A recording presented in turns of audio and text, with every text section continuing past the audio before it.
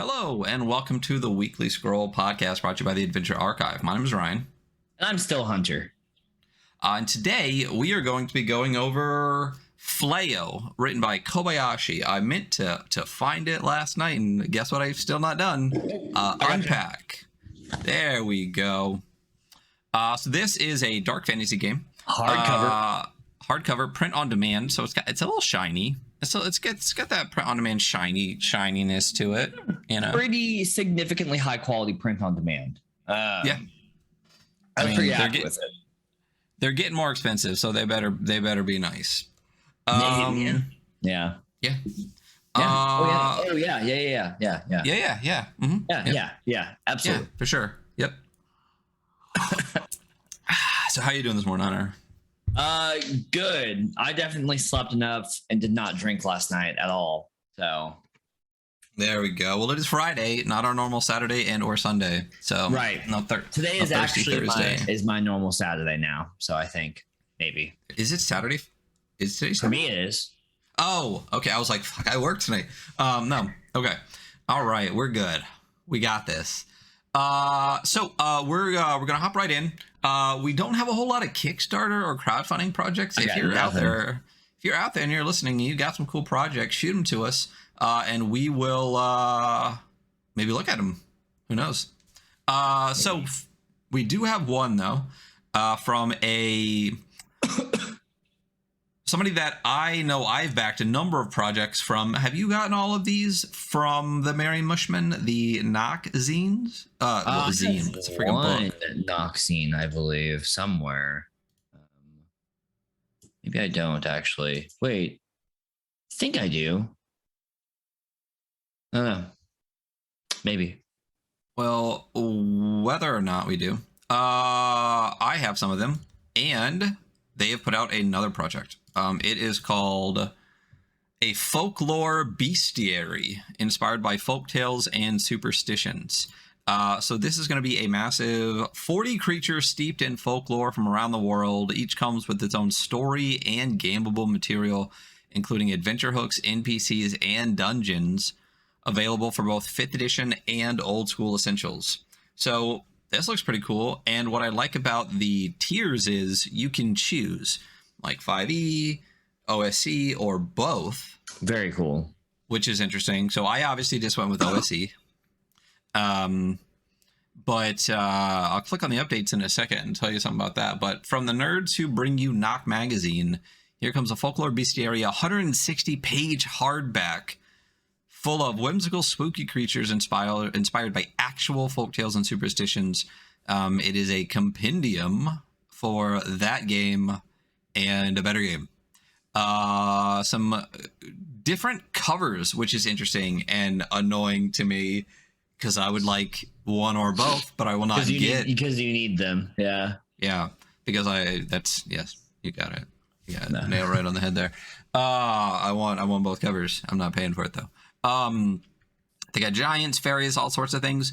It looks really, really cool. I assume it is laid out by the same people who lay out Knock. The Knock layouts look really fantastic.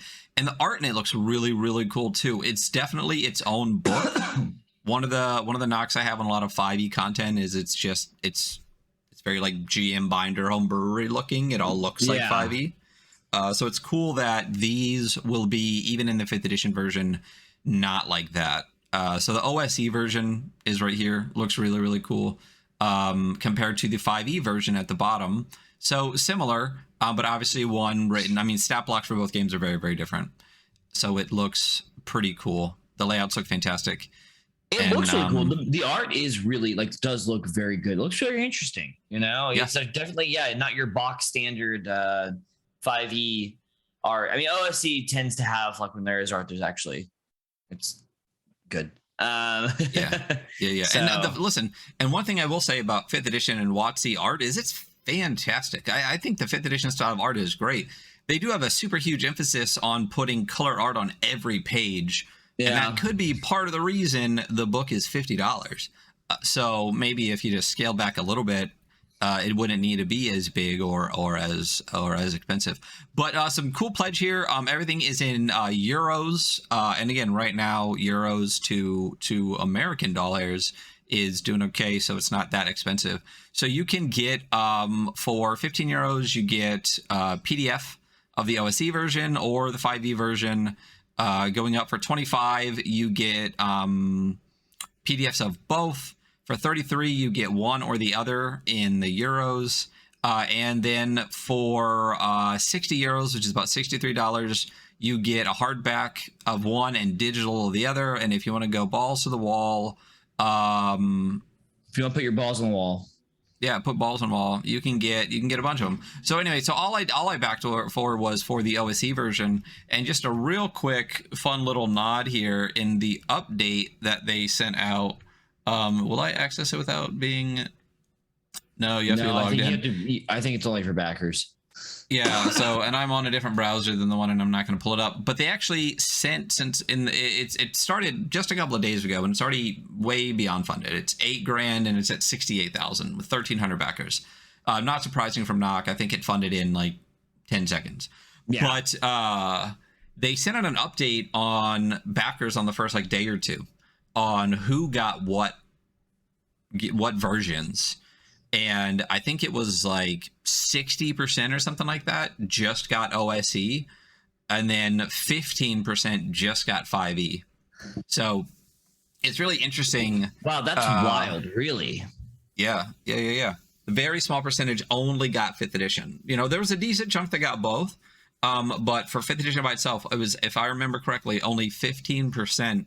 And that's interesting for a project. I mean, the other thing that was Knock, a lot of Knock fans, it's an OSR magazine. It's an OSR book. Yeah. So I think a lot of fans of the Merry Mushman and Knock aren't necessarily massive fans of 5th edition. So I wasn't I was a little surprised. I thought it would be higher. I thought it was going to be like 30% or something like that, just for a project coming out that looks cool.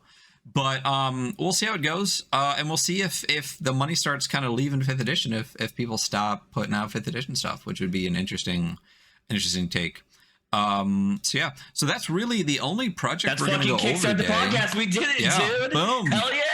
Good job. Round of applause. 8:35, just like always. We're good. Right on track. Right on good job, everybody.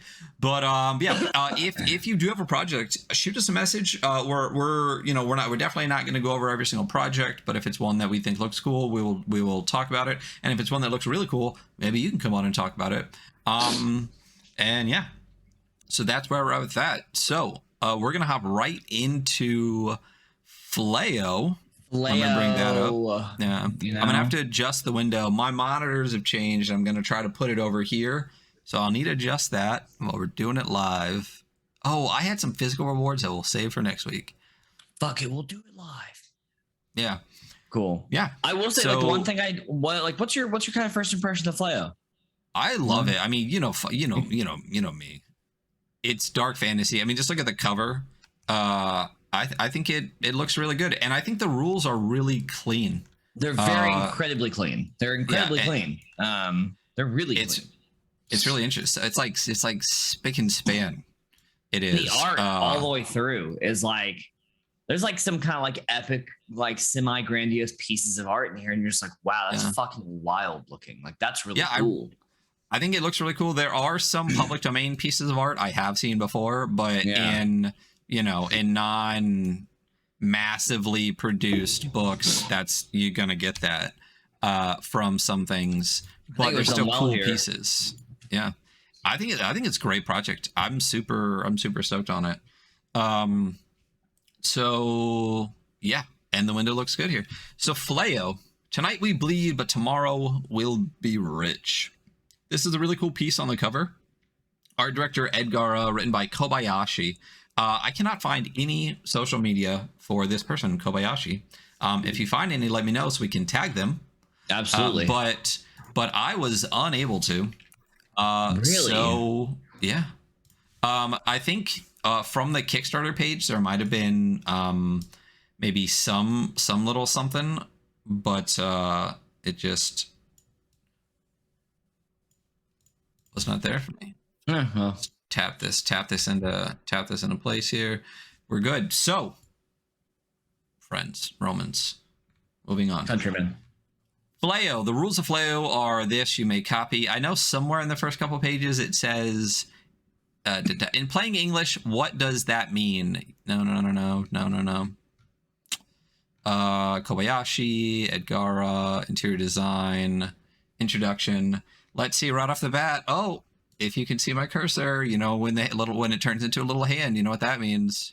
Oh, nice. It is hyperlink. Hyperlinks, wow. Baby. Good job. I was reading the physical copy like a fucking scrub, so I actually didn't even check for that this time. Yeah, man. If you could have hyperlinks in the physical copy, which I mean, I'm sure it's coming soon, or I guess e-readers. Either way, that would be dope. There are some spreads in here, so maybe I'll kick this into spread mode when it does that. Probably won't, because I read in pages. But here's what I was looking for on this page here. Fleaux, F-L-E-A-U-X exclamation point. Fleaux has a little on the E, little thing on it, and it says it's pronounced Fleaux, F-L-A-Y-O, and roughly translates as scourge or plague. So it's another like derf. Yeah. So getting right into the book. A couple pieces of really fantastic art right off the start, and we're in a section called The World. So the lore in the game is pretty cool. I like it. It's not intensively lore. It's more than Merkborg, but less than D&D, which I enjoy. It's, to me, when I say I want lore in a game, this is the amount I want, I feel. Okay. Like enough that I have adventure seeds just by reading it, and I don't have to make up the entire world myself. But I also don't need to read, 800 versions of Dragon Magazine to find the specific lore, because there is specific lore. You know what I'm saying?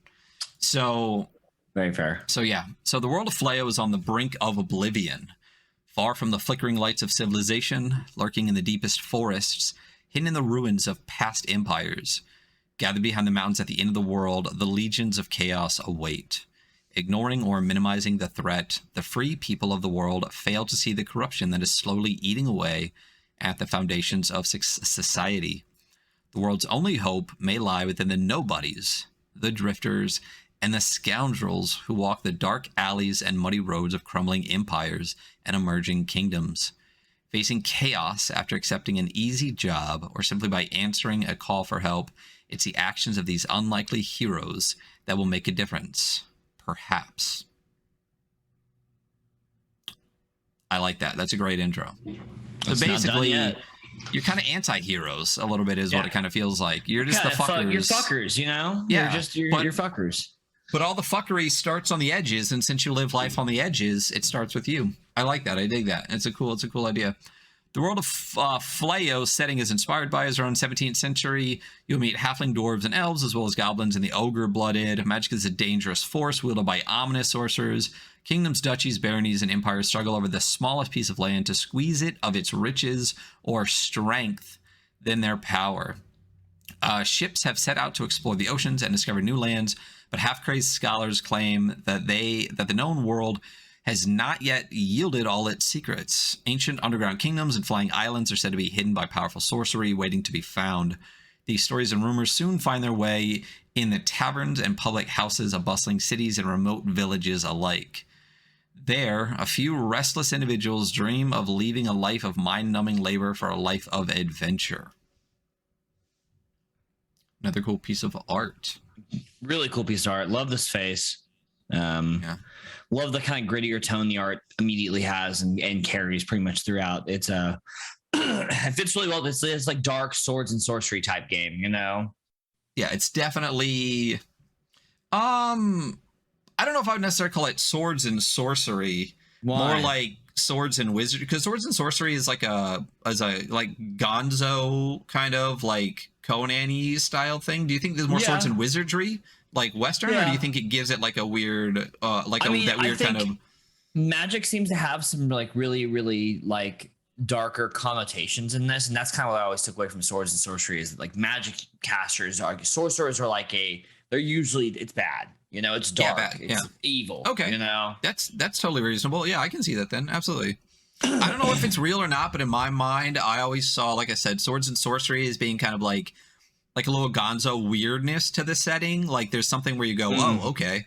And then I always, in my mind, and I don't think it's really called this at all, but I always called swords and wizardry in my head.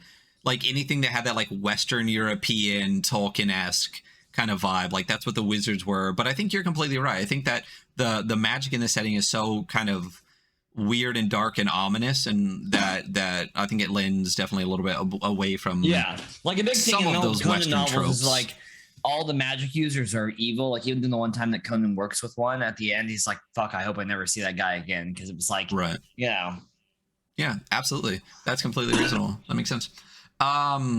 Corruption. Apart from cultists and corrupt nobles, there are many who think they are simply serving a just cause. And I like that.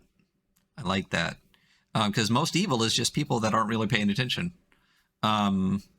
The doctor who agrees to experiment on innocent people to find a miracle cure, the nobleman who agrees to sacrifice a village to save a city, the general who is willing to do anything to crush an inhuman enemy, the inquisitor who truly believes he is saving believers, and let's not forget the artists and scientists ready to let loathsome creatures whisper into their ears in exchange for inspiration, glory, or wealth. Mitch Picado. The darkest streets of most cities can crush a reckless adventurer as surely as the wildest lands.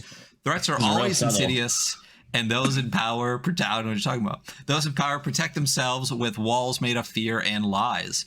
Apart from the people whose lives they have saved, the characters are likely to provoke the wrath of those they have exposed as corrupt or useless.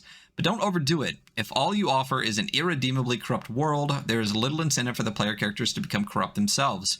There should always be NPCs worth saving. I like that. I like that little bit at the end there. Don't be too dark. But because in a completely fucked world, who gives a shit? Like, why are you saving people? You know? And I dig that. Do you want to do character creation, or you want me to do character creation? Yes, and this is going to be the only part of the game that I don't like, actually. Okay. Because there are too many fucking stats. And I'm a 4-stat boy. So character creation. Each character has. I'm right fucking there with you. Yeah, I agree. Has but 7 go attributes. off. If you're that strongly feeling about these 7 attributes, let's hear it. Okay. We got. I mean, they're good attributes. Like they're not terrible. It's just like, man, seven numbers I gotta track. Strength represents both physical strength and endurance. Dexterity represents overall coordination and agility. Erudition represents general knowledge, which is a cool way to do intelligence. You're a very erudite scholar. Charisma represents the ability to influence others in conversation. Guts represents remaining calm in the face of fear and unspeakable, or the unspeakable, or a suspicious guard. Melee represents the ability to inflict harm in close combat. Shooting represents the ability to kill from afar. So kind of like one of the major things, like in the stat pool, right, is that they've taken melee and shooting away from its usual tie-in directly with strength dex. Right. Because how other guys figure it, like usually do it. And then there is also guts, because this is like a horrifying game. So having like a kind of a fear mechanic makes sense. I'm clearing my throat a lot today, man. I don't know what's going on. Moving on. Determining the attributes. So you're gonna roll 2d6 for each attribute in order. Then consult the following table to determine their score. You can then swap 2 attributes if you wish. So dice, you roll 2 or 3, scores an 8, 4 or 5 to 6, 6 to 7, and 8 to 9, which will be probably the majority of your rolls. Are going to be 10s and 11s, respectively. And then 10, 11 is 12, and 12 is 13. So you roll those. So you're probably going to have mostly 10s and 11s with maybe a couple outliers. So you'll be okay at stuff. You'll be okay and stuff. I like the 2d6. I think that because 3d6 gives you a higher but kind of wider pool, right? Like the chances of getting like 8 and 16 are a lot higher on 3d6 than, and I know it only goes up to 12 in the 2d6. But I feel like the it narrows it a little bit with 2d6 versus the 3. Yeah, 2d6 narrows it. Yeah, your really good spread for 3d6 is going to be between 11 and 12, essentially. We're talking 10, 11, and 12. Yeah, it's very unlikely you're going to roll an 18. Very unlikely. Yeah. Not impossible, but we'll get to it. But this is a roll under d20 system. So if you have a 10 in all of your stats or most of your stats, that gives you about a 50-50 chance of making it, which is good. You know, I mean, it's definitely not too brutal, and it's definitely not too easy. So, sets you up for a thing. Also, I like the fact that like the highest you can get for a beginning set is 13, which like if you're rolling a d20 and rolling under a 13, like that's still kind of hard, you know? Yeah. I just think it's interesting the way that it is 2d6 on a d20 system instead of the 3d6. It's just interesting. Yeah. I'm really curious to see, like you said, like it's a narrower window and a smaller height, but you're still running on a d20 system. So I think it's gonna be interesting as people play this. Missing that extra d6 on a stat, I think for anyone that's played normal dragon games, it's gonna feel noticeable right at the beginning. You know? Oh yeah, sure, yeah. 3d6 for your stat, and then roll under with a d20. Yeah. So 2d6 really, like, you do start weaker on a d20, which is really interesting. Yeah, it's cool that they have this little matrices of like dice roll results to actual scores instead of it just being like, you roll 2d6 and set the number. So it's not really exactly the same. There's definitely like an element of control here with these score choices. But yeah, interesting way to do it. I don't think it's bad. No. Yeah. I like that it gives you a flat score. I like that it gives you a flat score instead of a modifier to the numbers, because one of the things that really like kind of breaks people's brain when I was doing like 5e intro stuff was, here's your score, but here's the number based on your score, instead of just like, but who cares what the total score is 90% of the time, just use those numbers. And with the matrices, like you just said, it's roll this, and then here's the number that's derived from it, and then don't worry about what you rolled ever again. You just have this number now. Yeah. I much prefer that. Yeah, the whole stat to modifier split is kind of confusing new players, but you know, moving on. So we're getting into character creation. This is all pretty much character creation, and it's like the vast majority is roll tables. Actually, not the vast majority. All of character creation is roll tables, like down to the bottom. It is very good. And there's like there are good tables, and you can make a character roll nice and fast. So let's choose an origin and roll a d6 on the corresponding table. So let's what 1, 2, 3. How many different origins are there? 4, 5. Only 5 origins. So no, there's 6 pictures at the top. Are there only 5 origins? Oh, interesting. What's the bonus one? 2, 3, 4, 5. Yeah. Let's see. 1, 2, 3, 4. Looks like there's 2 dwarves up there. Okay. So we're not going to roll for a. Let's both pick an origin. We're not going to roll for which origin. So I'm just going to roll a 5. I'm going to roll a 5-sided dice. I got one. I got human or halfling. Oh, one of them is a halfling. That's what it is. Oh, gotcha. Gotta be, right? Yeah. Yes. So I'll go human. I'll be basic bitch. Yeah. Hey, listen. What do you got?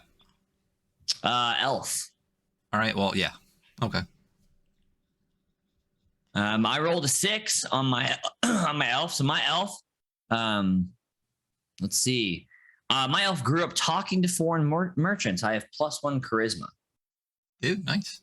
I grew up on a farm. I have +1 to strength. I'm a farm boy. You're a farm boy.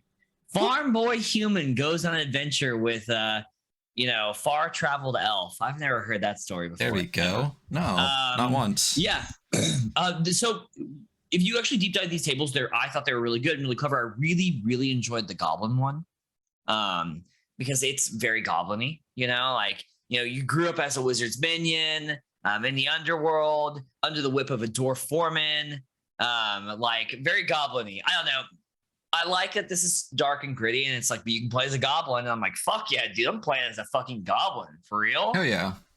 Definitely doing goblins in real life. Let's be fucking goblins in game. You know what I'm saying? Absolutely. I'm trying to carry this fucking goblin energy all the way down, man. Been goblin stop for 2 years. Let's keep it going. Trying to goblin these nuts. So above the goblin table, though, we have another really great piece of art that's like essentially full page. And it's just some negative space for the table. And it's like this priestess like which royalty. It goes pretty hard. There's a lot of details in this crown too. There's like 2 birds on the side, these crows, and there's like a snake. I don't know. I looked at this for quite a while the other day, and I was like, oh, this is like a really good piece. The more you look at it, the more pops out at you. Yes, there's a lot of stuff in it, and it slowly more pop out to you as you stare at it. But yeah, very cool piece of art. And we're going to move down to another very cool piece of art that's a different style, but somehow still fits in. We're going down to the accused page. So a big thing is that your character is a fucking criminal, you know? And you had to leave your home, you fucking criminal. So we have you fucking criminal, you piece of shit. Yeah, you fucking criminal. So we're going down to the crime table, and we get to figure out what our elf and human respectively are guilty of. It's a D20 table. So I got a 9. Being an agitator. Hell yeah. I'm just talking a bunch of shit, man. That's fucking elfing it up, really. Yeah, absolutely. I got a 3, and I apparently killed a royal officer. So some royal officer came to my farm and got the beat down. They're trying to take your land, you know? Yeah, that was gonna be a joke, and then I totally blanked on it. There we go. Where's the thing when the government takes your land for no reason to build like a bridge and shit? Something domain. Oh, you know what I'm talking about. You know what I'm saying? Yeah, I do. It's like it's not imminent. Yep, imminent domain. Yep, when they store your shit for no fucking reason. Just like taxes. Yeah. So moving on. So we have our criminals. Now we're going to go to profession. So right, you got accused of a crime. You got chased out of town. To survive, you relied on, you have your resourcefulness, isolation, violence, and your knowledge. So I think that it doesn't expressly say this, but do you roll once on each table? Or do you just pick a category? I think you roll once on each table. Is the way I was taking it, because you get what your resourcefulness is, you get what your I don't know. It's I guess it's like to survive you relied on, and then you pick one. Did you rely on your knowledge? Did you rely on your isolation, your resourcefulness, or your violence? I'm gonna choose violence because I'm an agitator. I'm an aggravated tater. So is there a character sheet anywhere? I'm totally blanking on whether there was. Let's see if there's like a thing to select all of them in the back. Oh, it has 1 origin, 1 crime, 1 profession, 1 background. 1 profession. Okay, cool. So you just pick 1. So I picked violence. I rolled on it. 6, bodyguard. You can absorb damage intended for a close character, dividing damage by 2 in that case, and I get +1 dexterity. So my elf, well-traveled elf agitator is also like a bodyguard. He's good taking hits. Okay. I feel like I would probably be isolation if I was out on a farm. You would be. That makes sense. So I rolled a 2, and that is a shepherd. Okay, that makes total sense.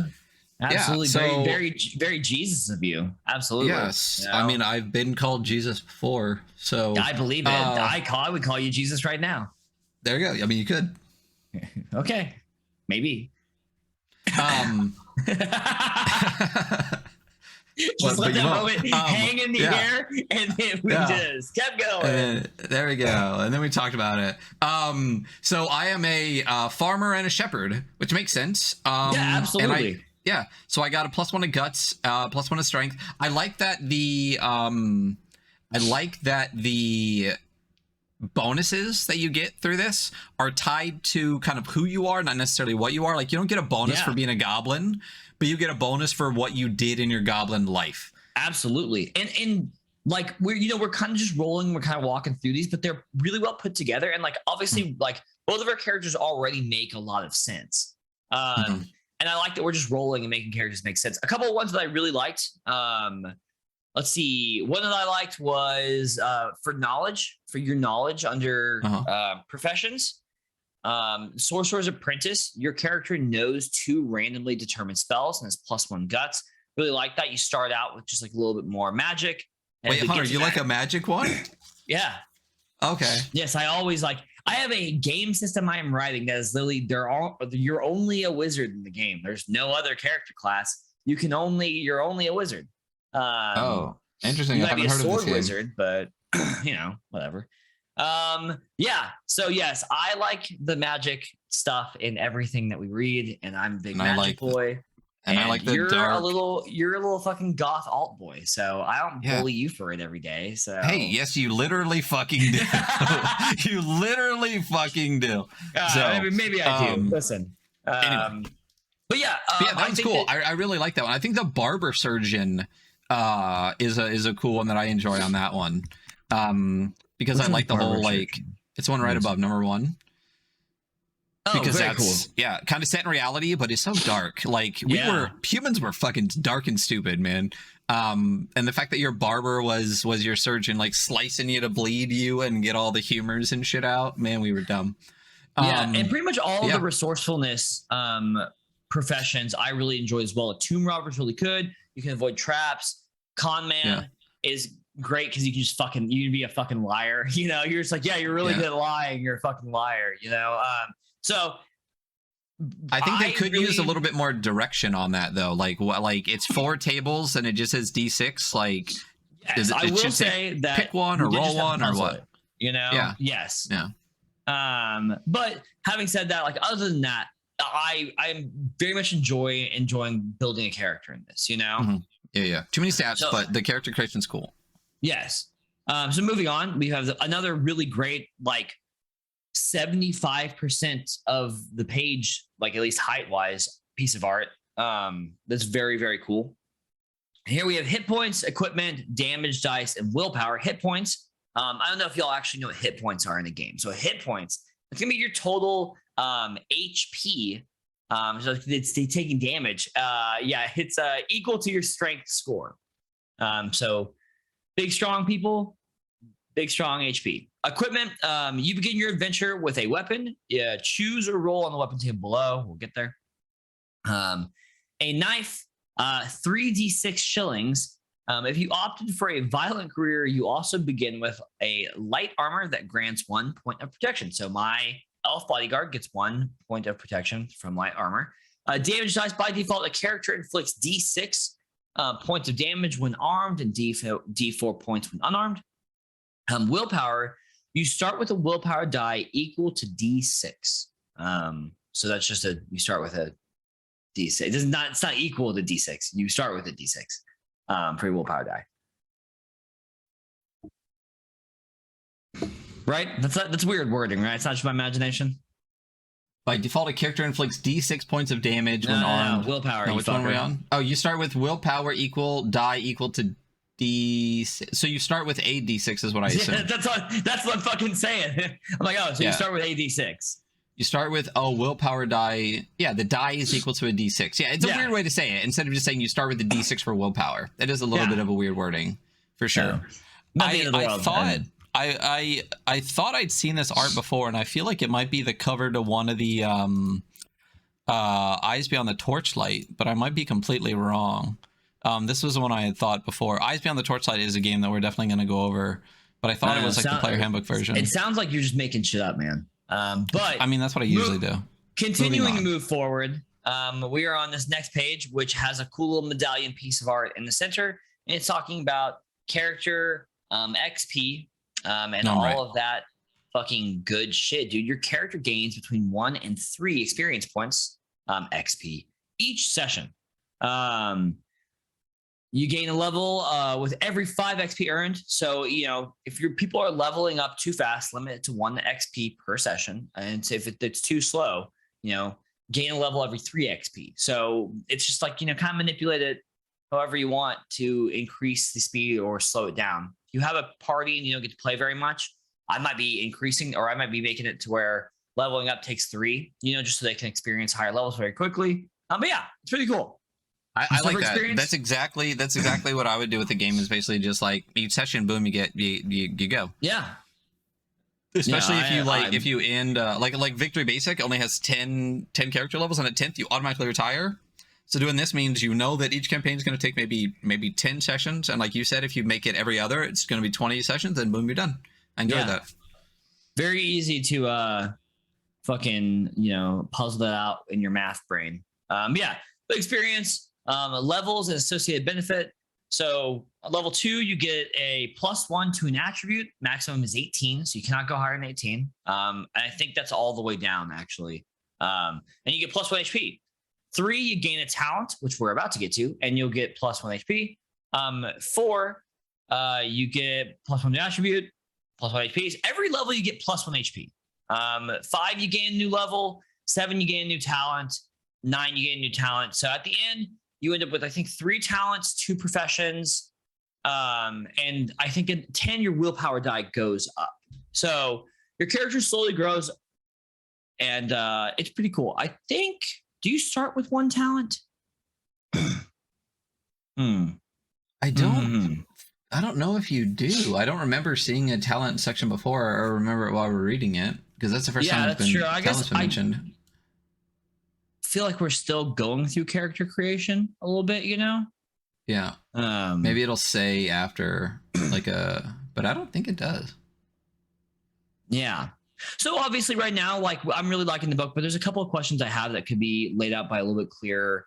The character sheet's not clear on it because it just says you gain a new one at 3 and 5. So does that mean you start with gain a talent? It just says gain a talent. Like, it doesn't say gain a new one or anything. 5 says gain a new one. I don't think you get one to start, and you get one at 3rd. Basically, every other you get one. So since you started at 1, you get one at 3, 5, and 7, which I really like. Yeah. So as your character grows, you get stuff. Let's see. You want to pick one to go over, and I'll pick one to go over. I'm not gonna pick a magic one this time because I'm not a one-trick pony. I am.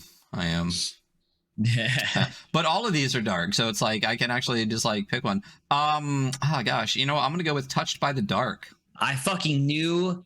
I swear to God, I knew you were gonna fucking pick that one. I was reading things like he's gonna fucking go with that one. In my head, I was like, that's the one. And then I was like, no, I should do a different one. And then I was like, no, I am a one-trick pony. Touched by the Dark. You gain advantage when you roll on the Chaos Revenge table. Hell yeah! Which when we get to, you're really, really gonna want that advantage. Like, you very, very, very, very much are gonna want that advantage because that table gets a little brutal pretty quick. I got Vengeful. I think is a really good one. If an attack brings you 0 HP, you can immediately attack with advantage before collapsing. So you just say you're gonna slap him back. Blood Magic Adept is a really cool one. When a character casts a spell, they can ignore a disadvantage on their willpower roll by sacrificing 2 HP. So trading trading blood for a better roll. And actually, when we get to the chaos rolls, you can also trade HP for that as well. So you can really sacrifice your health to not totally burn yourself on this. Blood magic in any setting, in any way, with the base concept of like hurt me to hurt you more is like my favorite kind of magic. Yeah, like, it is very fun. Yeah, love it. Yeah, because I would hurt me to hurt you. Not you. None but of the talents are like very overpowered. They're all super utilitarian. A lot of them could go very well together, and they're not so like one way or the other that they're really character defining. Like, I feel like sometimes you go through some game systems and the talents are like very, very like, you get this talent, it's your character's whole thing. Like, these are just like little things to add on to your kind of like brutal, like grim, dark swordsman person, who might cast some spells, but they're probably gonna be a little fucked if they rely on magic too much, 100. And I do like that there's a way to, because you don't really, there's not classes in this. Yes. So you can use talents because since you gain 3 over time, you can really basically create your own class with this system. And I really enjoy that aspect of it. Because if you want to do Blood Magic Adept, you could totally do that. And then you could do like, just pick the magic-y ones and turn yourself into that. If you pick that and Touched by the Dark, and then maybe like Vengeful or Paranoid or something like that, you really created that. But if you pick like bookworm and fetishist and resourceful, you're really creating a class out of these talents. If that's the way though, I wouldn't mind like a whole nother page. But I think they're really cool the way that they're done. Well, and the other thing is that you really build your own class when you're rolling your character, because you pick a theme, right? Like you stick with knowledge, or like you ride out one thing all the way through, and that kind of also helps define it a little bit. I also like that you don't have to though. Like it leaves it open that if you do, have to. Like if I want to, I could be like, I'm the strong farm boy, but like now, like I was secretly a bookworm, but I didn't have time on the farm with Papa. But like, you know, I killed that fucking royal officer with blood magic. You know, So.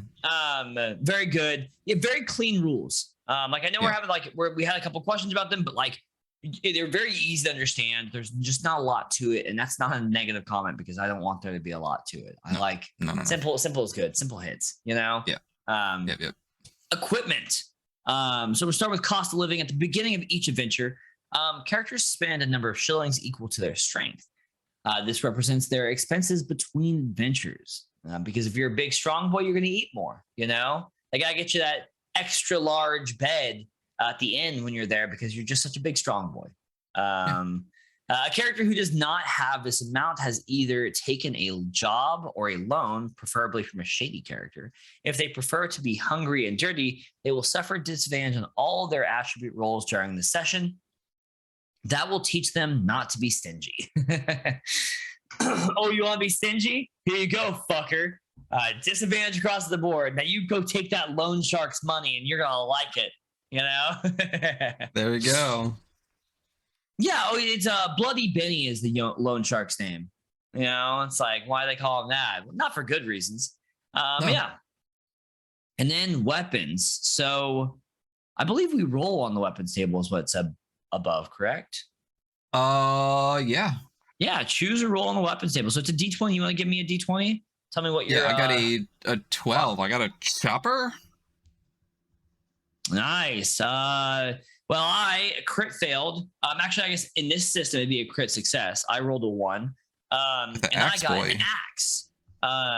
Which makes sense. You know, I'm a big elfy bodyguard guy. I just got an axe, you know. Yeah. Took her from some dwarf that I bullied because he was short. You know, normal shit. Short. He asked too many questions. What? Really cool. Like I think it's kind of like an end of a halberd. On the left side of the page. Yeah, the halberd top. Yeah. That's dope. Yeah, I very really cool. like that. There is a lot interesting mix of like pulling art from obviously a number of probably online like public resources and stuff, but like the fact that it's all black and white and I think a lot of pieces are like slightly edited really pulls the art style back to being like pretty cohesive. Yeah, I agree. It's good. Moving on to the pricing list, Ryan's favorite thing. Ryan loves when there's a pricing list for individual things having prices. It's his favorite thing ever. So this is pretty easy. It's just D6 shillings for anything on this first list, and D6 times 100 shillings for anything on the second list, and D6 times 10. So if they want to go buy a piece of armor at a shop, you're going to roll a D6 and you're going to multiply it by 10. And that's how much the armor costs in this shop, you know? Yeah. So some shops you might go to, it might cost 10 shillings and some places might cost 50 or 60. Yeah. You know? I don't mind this one as much since it's only literally like maybe like 8 things. I feel like this is just enough things on a list to give you a sense for the general things. Like obviously the D6 is like just average adventure bullshit. The D6 by times 10 is like a little bit more expensive adventure bullshit, and D6 times 100 is like super expensive shit. And I like that. I'm cool with there's just not an individual vibe. Price for every single item, which I know is specifically what you dislike. This is a very acceptable way to be like, okay, you're gonna go to the shop. That fucking like shitty armor, the cheaper armor, that costs fucking 4 shillings. You know, it's 1 protection. Or you want some rations today? It costs 6 shillings for a per day ration. They had a poor crop this year, so it's a little more expensive in this town, or whatever. You know, you can explain it and narrate it however you want, since there is a range. You know. Moving on to the character creation summary. Admittedly, would have been cool to have this at the top of character creation. Kind of like we go to other systems and they do like, step 1, step 2, step 3, step 4. And then when you look at those and like, they'll be like, I know exactly what to do now. So would have liked it at the top, but it just lets you, it's just telling you how to lay out, determine your stats, which we went over, your origin, the crime you committed, your profession. Start with your D6 for willpower. You can write in your level, which you can reference back experience, which slight call out here in the next page on the level where it says, this is your experience. See page 21. See page 21, not hyperlinked, No inline hyperlinks. Yeah. So page 17. Yeah. I will say though, that even with this explanation, which I think is good and should be at the beginning, is the profession part still does not explain if you get one of all 4 or just one. And there's no arrow down. Well, I guess it's kind of up here, but it just says you relied on ... violence, isolation, your resourcefulness, your knowledge. There's no and or. Yeah, I was looking for the words and or, so grammatically correct. Very cool. Moving on. I mean, the rest is just very simple. Damage dice, which by default is D6, unless you're going barehanded, and it's D4. And you're starting equipment. That's the character sheet. Now we're getting onto the rules. Before we get into rules, though, let's take a quick little break, and we'll also talk about this art on these 2 pages too. Hell yeah, slapping. But art. Yeah, it is slap. It is a slappy art. But we will BRB in just a minute. Hello and welcome back to the Weekly Scroll Podcast. We are going over Fleaux. And we have already done character creation, and we're getting into the rules section. So straight up, I do like one thing about this layout I really enjoy are the sideways words. They did it in the beginning. Totally. Absolutely. Yeah. And the font choice here, the way that rules is written, I love the way the R connects all the way over and stuff. But yeah, some cool pages here. This one on the rules page looks very like Viking-y. It's got like a bear head on their head. Next page, bunch of axes. If you go to the shit. spread, it's like all of these warriors lined up. All of these warriors staying next to each other, Yeah. The spreads in this, like, I know we're going page by page, and it's the kind of the most efficient way to do this. A lot of time we're on stream, but if you should get this book, listeners, because the fucking spreads are amazing, and it honestly it does look very good. So you know what sucks? I did just kick it to 2-page, and maybe it's the way I went 2-page, maybe different, but it's split across two instead of side by side on this one. Oh, boo! Yeah. Why? All right. Well, just imagine it out there, listeners. I probably also didn't open the spread version too. This is probably the singles version. The spread version, I bet you the first page would be like off separate, and then it would open it. So anyway, yes, spread does look dope, and you can get the print on demand of this, so go do that. So these are the rules, friends.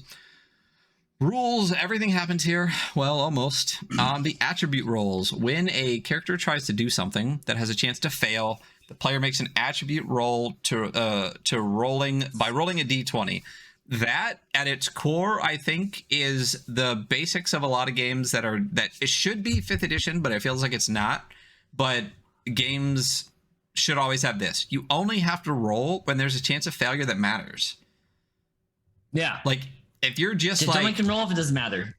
If you're just like, oh, I go through the room. Okay, people are going to go through the room. You know what I mean? Like, they're not going to just be like, oh, I flip back the covers and go, that's it. Hey, can I roll perception to see if I see this building ahead of me? It's like, no, it's a exactly. building. Yeah, it's a building. Yeah. If you're like, oh, I checked the room, obviously you're going to open the dresser. You're going to look under the bed. You don't need to roll for that. And honestly, what is the consequence for failure that matters in the narrative?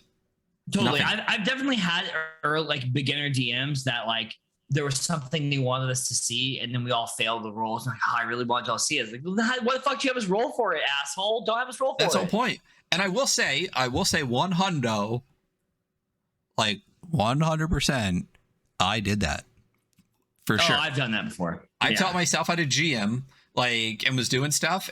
But like, if that's how the fact that we've all done it means something in the rules made us think that's how we were supposed to do. Yes. You know what I mean? Absolutely. Anyway, that's one of my rants for the day. Can't say it's the only one. We'll see what happens. Only one of them, though. The attribute rolls only roll when shit matters and consequences are like important to the narrative. So rolling below the attribute, the character succeeds. Rolling equal to or above, the character fails. Ooh, I like how there's a bunch of little fuck yous in this game. Like starting with 2d6 instead of 3d6. Equal to is a little fuck you. Equal to, equal to. That one, I guarantee you're going to get failures on that one, and people are going to roll exactly and have that brief moment of yes, and then go, no, never mind, I failed. Yeah. So turns. To make sure everyone at the table has a chance to speak, the game uses turns. At the table, a turn is the time needed for a character to move and act. And in game time, a turn may represent a few moments during combat, a few minutes, or a few hours. The game is always played in turns. So it's literally not...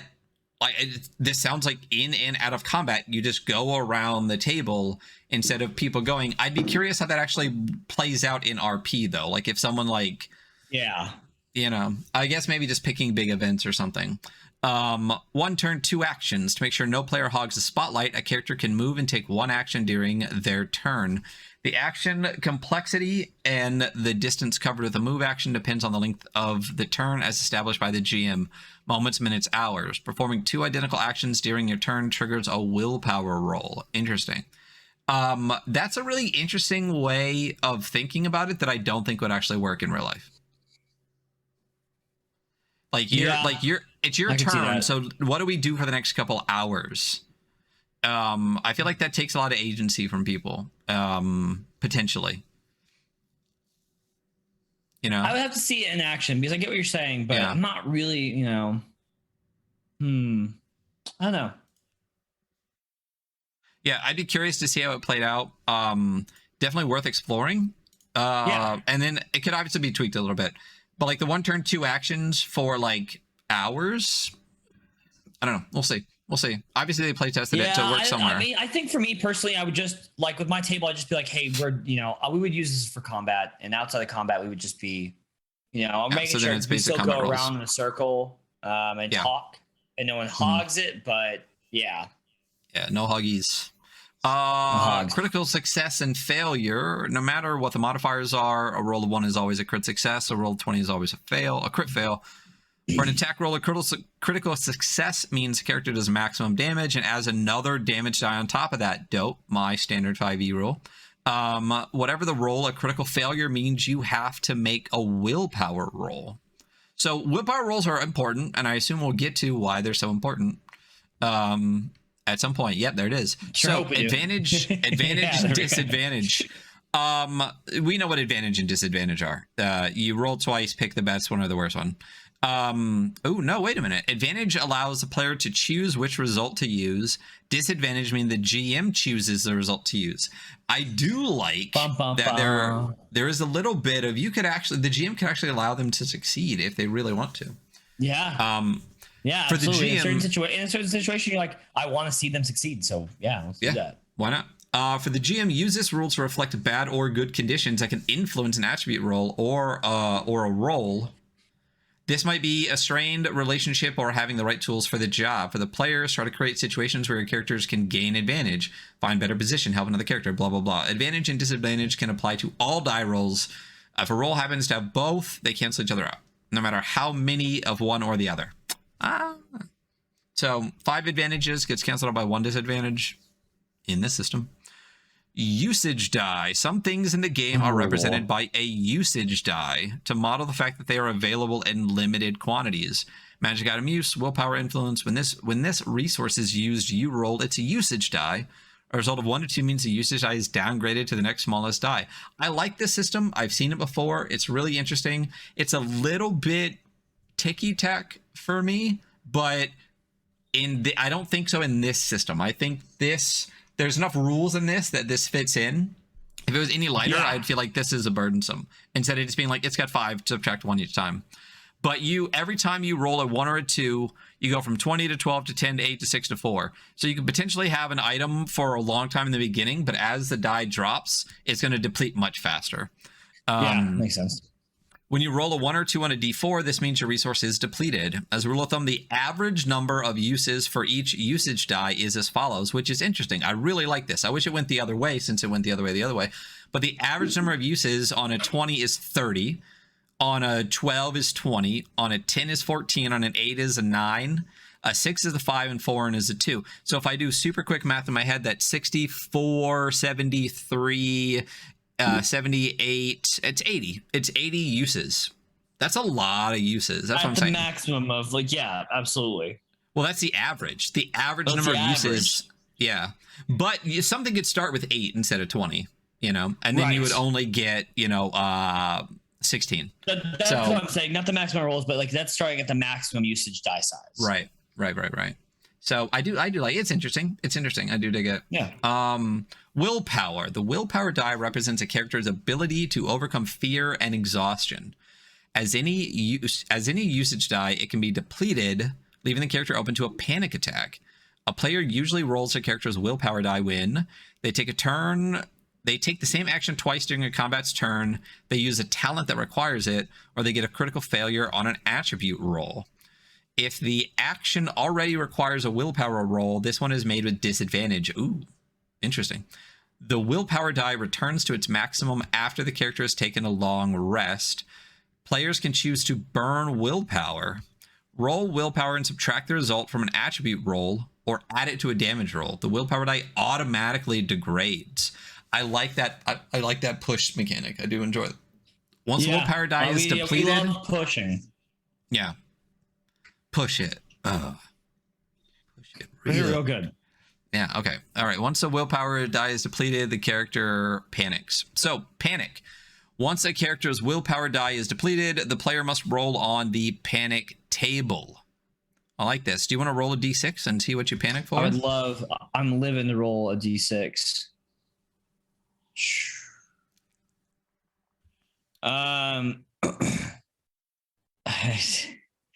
3. Pukes and loses 1 HP.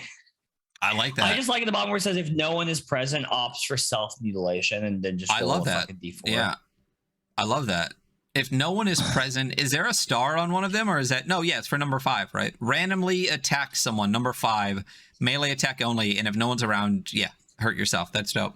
I rolled a 1. I managed to get a grip and can act normally. So this is also apparently a roll lower is better situation, because a 6 has a heart attack. Player rolls on the helpless table, which we'll get to. So 1 is good, 6 is bad. Yeah, interesting. Once the result of the table has been applied, the character's willpower is back at D4. Okay, so whatever your willpower is, once you deplete it, you panic, and then it only goes back to a D4. And if you're higher, when you rest, it goes back to your normal. I like that. That's a really cool usage mechanic. Yeah. I think that my only issue with it mechanically is it doesn't seem like it's used very often. And it's used for weird things. Like you take the same action twice. It seems like a weird reason to use it that could potentially panic. I like the talents. I like the crit failures. But yeah,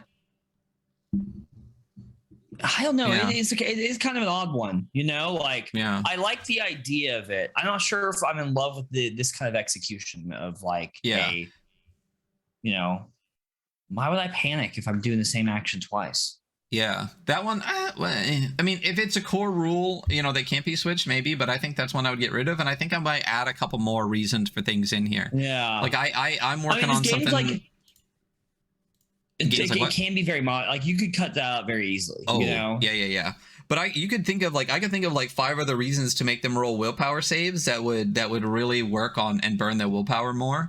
And I think that'd be cool. So yeah, I still like it. I think it could definitely be hacked a little bit. So that's panic. We got fear, When a character is faced with a frightening situation, the player must make a guts roll, which is different than the willpower roll. A failure gives a player 2 options. The character runs away, or they roll the willpower die to continue acting normally. A critical failure immediately results in a panic roll. I like that. My only problem is, like, when you have a roll to determine if you have to have another roll, it starts to, you know what I mean? It starts to be a bunch. Yeah, it starts to compound rolls. Yeah. So in that situation, just don't have a fear roll, just have a willpower roll, you know? Because why would you need to have a roll to roll another roll? And then if you panic, roll another time on the panic table. I gotta roll and figure out, hey, I gotta roll if I figure out another roll, you know? Yeah, to figure out if you're gonna roll. So it's fine. I just think you get to a point where it starts to, like, I can see this being literally a turn where one person is rolling, like, I think potentially up to like 5 or 6 times, just to get through a turn. And that just seems like a really bog of the table. Fleaux uses 4 ranges: close, nearby, far away, and distant. Love it. That's exactly what I would pick. Perfect. Fantastic. Yeah. Moving 1 range requires 1 move action, depending on the length of the turn, and the actual distance covered varies. Close is 1.5 meters or 1 square. Nearby is 10 meters. A meter is 3 feet-ish, right? So nearby is 10 meters or 6 squares. Far away is 20 meters or 12 squares, and distant is beyond 20 meters. Perception. When characters are actively looking for something, they find it. Boom. We talked about this earlier. If time is of the essence, players should make a guts roll. A failure means it takes precious time for them to find what they are looking for. And a group roll and a group effort. If half the characters succeed at their attribute roll, the whole group does. Love that. Yeah, absolutely. Easy. Yeah. Initiative. At the beginning of each fight, each player makes a guts roll. Success means the characters act before the opposition. Failure means the opposite. A critical success grants you an extra action for the first round. A critical failure only grants you 1 action on your first round. Interesting. That's an interesting way to start combat. Yeah. Put you at a little bit of a setback, you know? It does. But it's not group initiative roll, like all players go first. Like, it's still, everyone has to roll to see if they go first or not. So if everyone fails, you still have to determine an order. So there's not really an order in this initiative. It just determines, it's just whether or not you are going before or yeah. But if some succeed and some fail, you're gonna have to stick bad guys in between. Yeah, totally. Interesting. All right. So fighting, acting during your turn. During your turn, characters can act twice. If they use the same action, they do a willpower roll. The only exception is sorcery. You can only cast 1 spell during your turn. Melee attacks make melee rolls, and ranged attacks make a shooting roll. If melee attack is a melee roll, why don't you just call it a ranged roll then, if it's a ranged attack? Success inflicts damage equal to the character's damage die. A critical success deals damage. We saw this. A max +1. Yes. Adding an effect to your attack. I do like this, though. Other ways to use willpower. Rolling your willpower die allows you to add one of the following effects to your attack if it's successful. Butcher. Add the result of the willpower die to the damage you deal. Disarm. Your opponent is disarmed, if physically possible. And Whirlwind. You inflict your damage to everyone close to you, friend and foes alike. I love that. I actually really dig that whole thing. Like, yeah, you can, instead of pushing, another way to use willpower is to add these little effects. That's cool.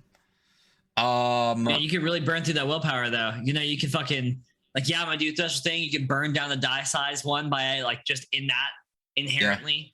Then fucking, like, cool. Got to make a willpower roll. It's like, well, I have a D4 now, so. Yeah. So I retract my earlier critique a little bit on the various ways to add the willpower roll, because there are tons of ways to keep using the willpower roll. Yeah. So I think it's actually in a good spot. And defend, opposite of attack. You do parry makes a melee roll, and dodge makes a dexterity roll. Character must have an object or weapon that allows them to parry, and ranged attacks can only be dodged. Crit success on defense means the character immediately deals damage to the attacker if it was melee, because obviously for range it doesn't work. A failed defense roll means the character takes damage, according to the monster's description, and a crit fail in defense means that the character's armor is not taken into account, and they must make a willpower roll as for any critical failure. I like that. I don't know if I've seen that mechanic before, something is super, that's clever. Like a crit defense just bypasses armor completely. Oh, yeah, that is cool. I really like that. Yeah, your defense, you fucked up so bad, it's like your armor did nothing for you. Yeah, I really, because that, I mean, that if when doing defense rolls, that means this is an entirely player facing roll then. So it's a roll under player facing system. I do like though that crit fail. I'm gonna write that down. Crit fail. Hell yeah. Bypasses armor. Sticky notes. I got them out of packet. Shit down, you know. I did. It's really smart. I really like that. Threat level midnight. If an opponent's level is higher than the character's, the difference between the two is used as a penalty to attribute rolls aimed at them. Wait a minute, I'm gonna read that again. If opponent's level is higher than the character's, the difference between the two is used as a penalty to attribute rolls aimed at them. Attack, defense, persuader, intimidate, etc. If the character's level is higher, no modifiers applied. That's tough, but it will prevent characters from mowing down their opposition. Cool. So I'm sorry. So there is if the opponent is a higher level than you, you have like a negative. Yeah. If they're two levels higher, all of your rolls are at a -2. You mean +2 because it's roll under? Yeah, +2. Yeah. But if you're higher than them, it just sucks. Well, you don't get you're higher than them. There's no negative, so yeah. Interesting. There's a lot of stuff in this game that's just like, the player, fuck the player. Yeah, I love that. I do too. It's very, very brutal in like a very good way, and I think that like the group that I play with here in Dallas, if I was like, oh yeah, by the way, this game's just gonna be like fuck you to the player over and over, they'd be like, oh okay, cool, yeah, I'm down. You know, like I'm down for this shit. Yeah. Armor. The protection score of the armor is deducted from the damage. The protection score of the armor is deducted from the damage taken by the character. Okay, damage soak. Got it. A shield grants advantage to your parry rolls. I like that. I like that it's not like a point off your armor or something. It's just literally advantage on the parry rolls because everything is parry or dodge. I like that. And two-handed weapons give you advantage on your damage rolls. Cool. Okay, cool. Yeah. Continuous damage. Easy way to parse out, like, you need to make shields and meaningful to make two-handed weapons meaningful. Like, two-handed weapons, you're going to more likely to do damage. And shield, I like that a lot. Very cool. Yeah. Well, two-handed weapons, you're more likely to deal like significant damage, not bullshit one die. Yeah. I really enjoy that. Continuous damage. Such pleasant things as fire and acid can cause continuous damage. This means that the target takes D4 points of damage each round until the die is depleted. Ooh. Armor is useless against this type of damage. Love that. Hit points. When an NPC's hit points drop to 0, they die. A character just bites the dust. Once the fight is over, the player rolls a d6. Oh, I like that. So this is character death. So it's brutal, but you don't die often. If I'm getting this right, a character just bites the dust. Once the fight is over, the player rolls a d6. So if you hit 0, you drop. I like, you know me, I like these little add-ons, like the pleasant acid and stuff, but I think this is one where instead of just bites the dust, I could have used like actual like mechanics language. That's very fair. But it sounds like, but also this seems like it's opposite. It's a D6 because you become helpless, but dead is a 6. No, because 6 is bad. Everything else is just bad. Like, you get fucking scarred, you lose 1 point of strength or dexterity permanently. Oh, fuck. I did not realize 5. I did not realize that it was fucking. Yeah, you're fucking. The character loses 1 point of strength permanently. Yeah. Dope. So you only die on a 6. You only die on a 6. And if you get a 1 through 5, you get something bad that happens to you. But you still rise up with 4 HP. That's a really interesting way to do that. I like that because again, 1 is okay. You're scarred. You get a scar. That sucks. But like you said, 5 is a permanent loss of an attribute point basically, and 6 is dead. I like the spread. It's interesting. But it is also random instead of like a 2d6 where you have a chance, but that's cool. Recovery. Cool giant big page art here with just this little tag in the middle. Cool. I like it. Characters are a little stronger than average. They can recover HP by taking a short or long rest. Short rest is an hour and allows you to recover a number of HP equal to your strength divided by 2. A character can take 1 short rest per day, and a long rest lasts 6 hours and allows a character to cover all their HP. Some talents and willpower die are also recharged after a long rest. Characters must be in a safe, civilized place to take a long rest. In the wilderness, a long rest will have the same effects as a short rest. No long rest in the woods, dude. I like it. Yeah. We can't hear you clapping, but clap, clap, clap, clap, clap. All right. NVIDIA broadcast, baby. So I will say the game feels really fuck you to the players. It's really easy to hit 0, but it's kind of hard to die. It's a 1 in 6 chance to die each time. You get fucked up as you do it. You can't heal super great, like all the rest of it. I like that. I like that balance. I think where you definitely, a lot of the rules are against you, but you're probably gonna survive and like walk away with some consequence versus just outright dying constantly. I think that's a really, really clever. Do you want to take over for, you know how I love about firearms? They're my favorite. No, I'm waiting for sorcery, baby. You finish this section. Okay. All right. You love firearms. I'll talk about guns. Okay, I'll talk about fucking guns. Fine. I'll talk about guns. All right. So firearms. Some rules for those who wish to integrate firearms into their campaign. So Ryan loves firearms. He's very happy. His favorite thing is steampunk. He loves steampunk. So yeah, we're talking about 17th and 18th century firearms. Yeah, we fucking know that is exactly what we're talking about. I got the vibe the moment they said firearms. But yeah. Noisy weapons require constant maintenance, cumbersome and dangerous, even for their users. To keep things simple, Fleaux considers 3 firearm types. If I say Fleaux. Pistol is more precise, gives you advantage on your intimidation attempts. Sorry. It's not more precise. It's mere presence. I can read. I'm good at stuff. I haven't been up all night. Musket immediately kills the target on a critical hit, regardless of level. Boom, they're dead. Blunderbuss, get advantage on your damage rolls when the target is close. So pretty much when you're right next to them, because that's close range. Limitations. Firearms can only be fired once per combat.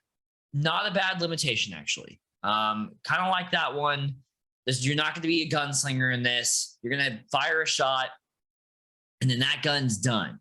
Because it takes 3 minutes 20 minutes to load it. Yeah, fuck that. Yeah. Critical failure while shooting. A critical failure on your shooting roll means your weapon explodes and you take damage. You know what's really funny is that I actually went through this whole book except the bestiary at the end, and I did not read firearms because I'm not going to firearms in my game. Go play at a different table. Critical success. If your target is human and of a level equal to yours or less, they are killed instantly.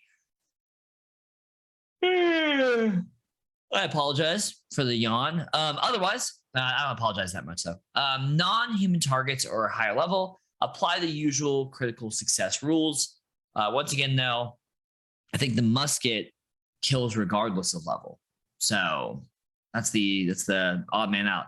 Optional rule. An optional rule to the optional rules. Smoke. Used in enclosed spaces, shots create so much smoke that all combat actions take place. They suffer from hold on. Shots create so much smoke that all combat actions that take place there suffer a disadvantage. Okay. Yeah. So you can fill a room with smoke and then be like, yeah, you're fighting in a smoky room now. I like that. Yeah. Listen, also not a big guns guy, but I like the limitations. I like the optional smoke rule. That sounds really cool. And I would punish players with that because this game seems like it really wants you to. Which I'm good with, Yeah, I don't, again, I mean, we joked about it. I'm just not a fan of guns and tech in my games, but I think this does it in a clever way. I will say, the more we go into this, I like a lot of these rules. This is not a rules light game, though. No, it's probably not. No, probably not. So there's a lot of like 7 add stats. and add I was and like, add. it's not really light, you know. No. It's rules medium. I would say straight up medium, because we already say like 5e is more on the heavy side of a rule system. I would say this is concretely rules medium. I mean, it is over 100 pages. It's 110 pages. But yeah, I'm not a fan of firearms. I like that it's 1, 2, 3. They got little bits. The limitation is what I really makes this viable that I would potentially even use this. One shot and you're done. Totally. I love that. Yeah. And for the record, actually, it's so on page 60, the adventure starts. So it's really only 60 pages. That's true. Still okay. rules medium though. Yeah. I'm not disagreeing with that. Listen, I'm not arguing. I'm just saying technically. Stop. Just always at him. Argue. Yeah, I'm not of the two of us. I'm the one who's always a contrarian dick, and we know it.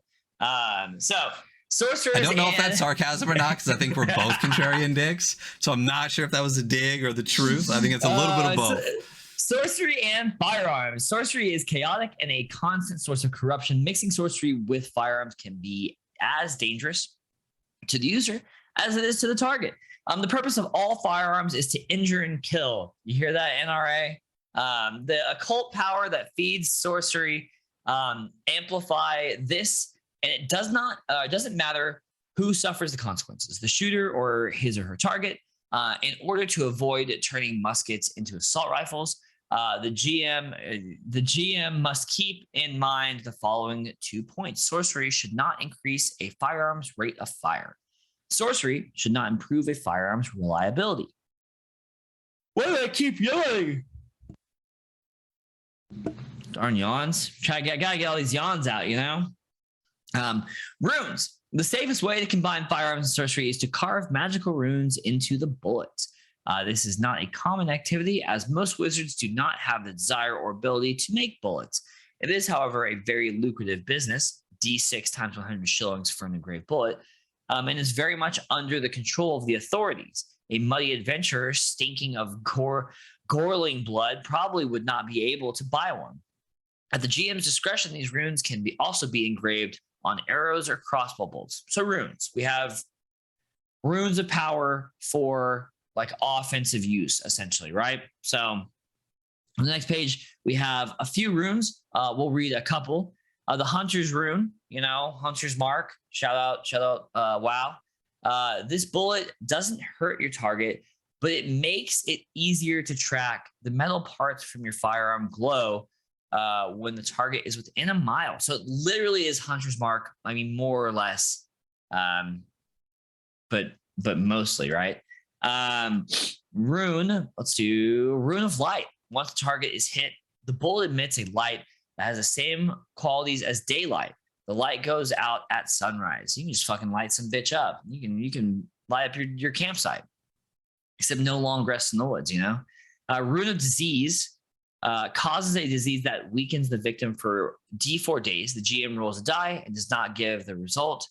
And then Rune of Blood, this bullet adds 6 points of damage you inflict, but destroys your weapon when fired. Huh. So you can fucking do 6 points of damage extra, but that gun's gone after that. So very cool. There's some runes. Probably make up some other ones pretty easy. It's cool, Yeah. Now on to the real shit. That's right, bitches. Fucking magic time. Not a magic sorcery. Man. Sorcery in.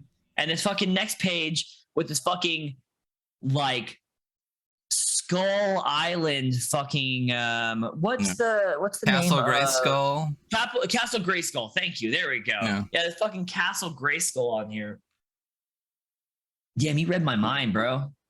Mm-hmm. Honestly, me and you, man. I got you, fam. Mm-hmm. We're on the fucking same page, That's why we do this together. Literally, we're on the same page. Literally, yeah. 39. I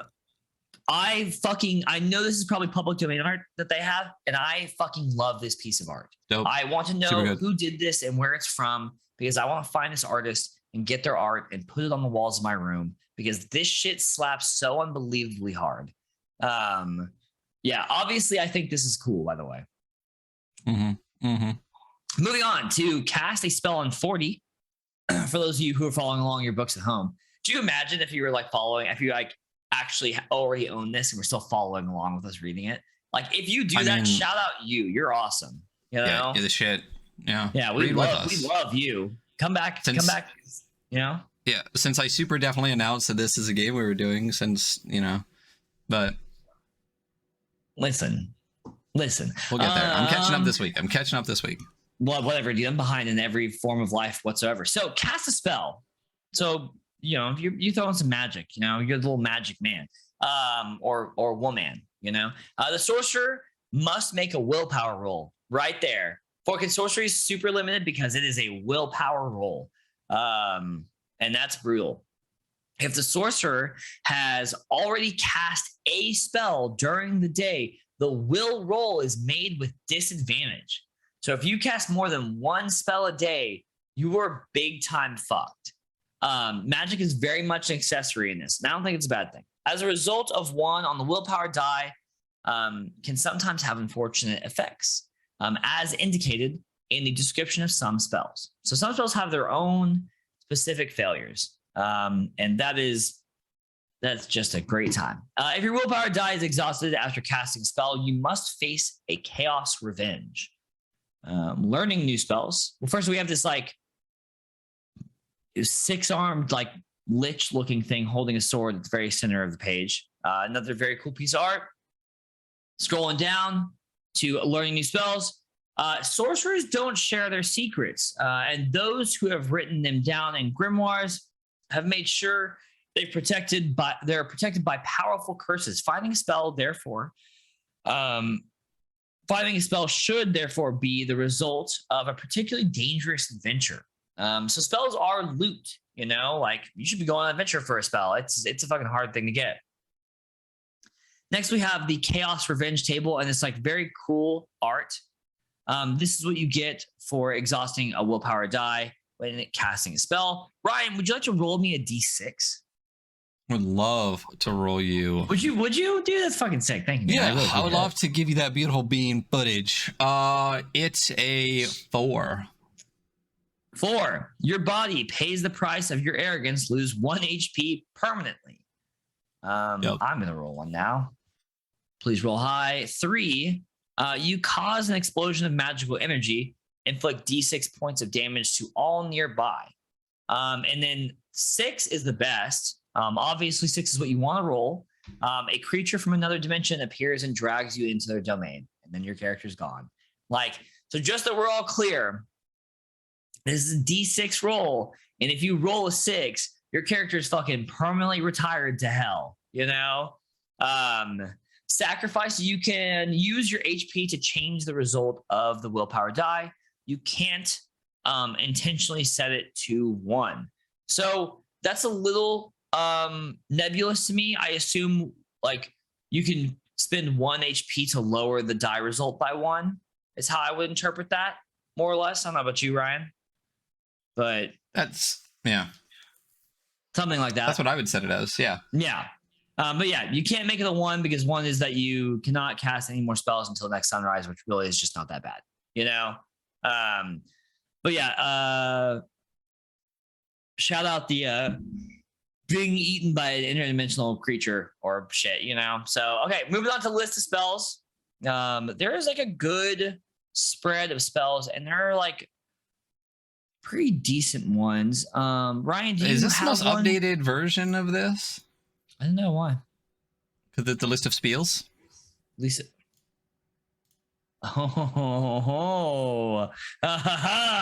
Let's see what's in the book. Let's look at the book, baby. Look in the book, baby. Because I have a 42. Yeah, is this version 2.1? Oh no, it's not. It's not in the book, or it's not version 2.1. Page round 42. It is not in the book. It is not on the updated version of this book either. We're not this the PDF updated version, and that is actually my bad, and I apologize to everyone. No worries. if you would like to take turns cursing me out in our YouTube comments or chat, or would like to call me directly, my number is so list of spells. The book's perfect. It's pristine. Ryan, you want to pick a spell? Pick a spell. Yeah, let me. I got two. Actually, I'll go ahead and read my first one while you pick one. Boneless. Your target's body becomes as flexible as a snake's, allowing it to easily escape from bonds or slip between bars or into a narrow passage. The spell lasts for 6 minutes. A result of 1 on willpower die causes the target to lose all of its hair, which will grow back in the following days. So if you willpower die fail this spell cast, your target just is like full bald, no hair whatsoever, but still flexible as a snake. So, that's fucking what's up. I like that spell a lot. I love utility spells, especially when they're fucking weird. So that was boneless. Yeah. You want me to do my next one, Ryan? Or you got one? No, why don't you do your next one? I pulled up version 2.1 though, so now we're good. I figured that's what you were doing. My next one's probably going to be Infernal Hound, which is on the next page. It's the first one on 43. Infernal Hound turns an ordinary dog into an Infernal Hound. 11 attack, 10 HP, bite for 6. The dog dies when the fight is over. Super fucking dark, but it's crazy that there could be a stray dog. You know what? You're a hellhound now.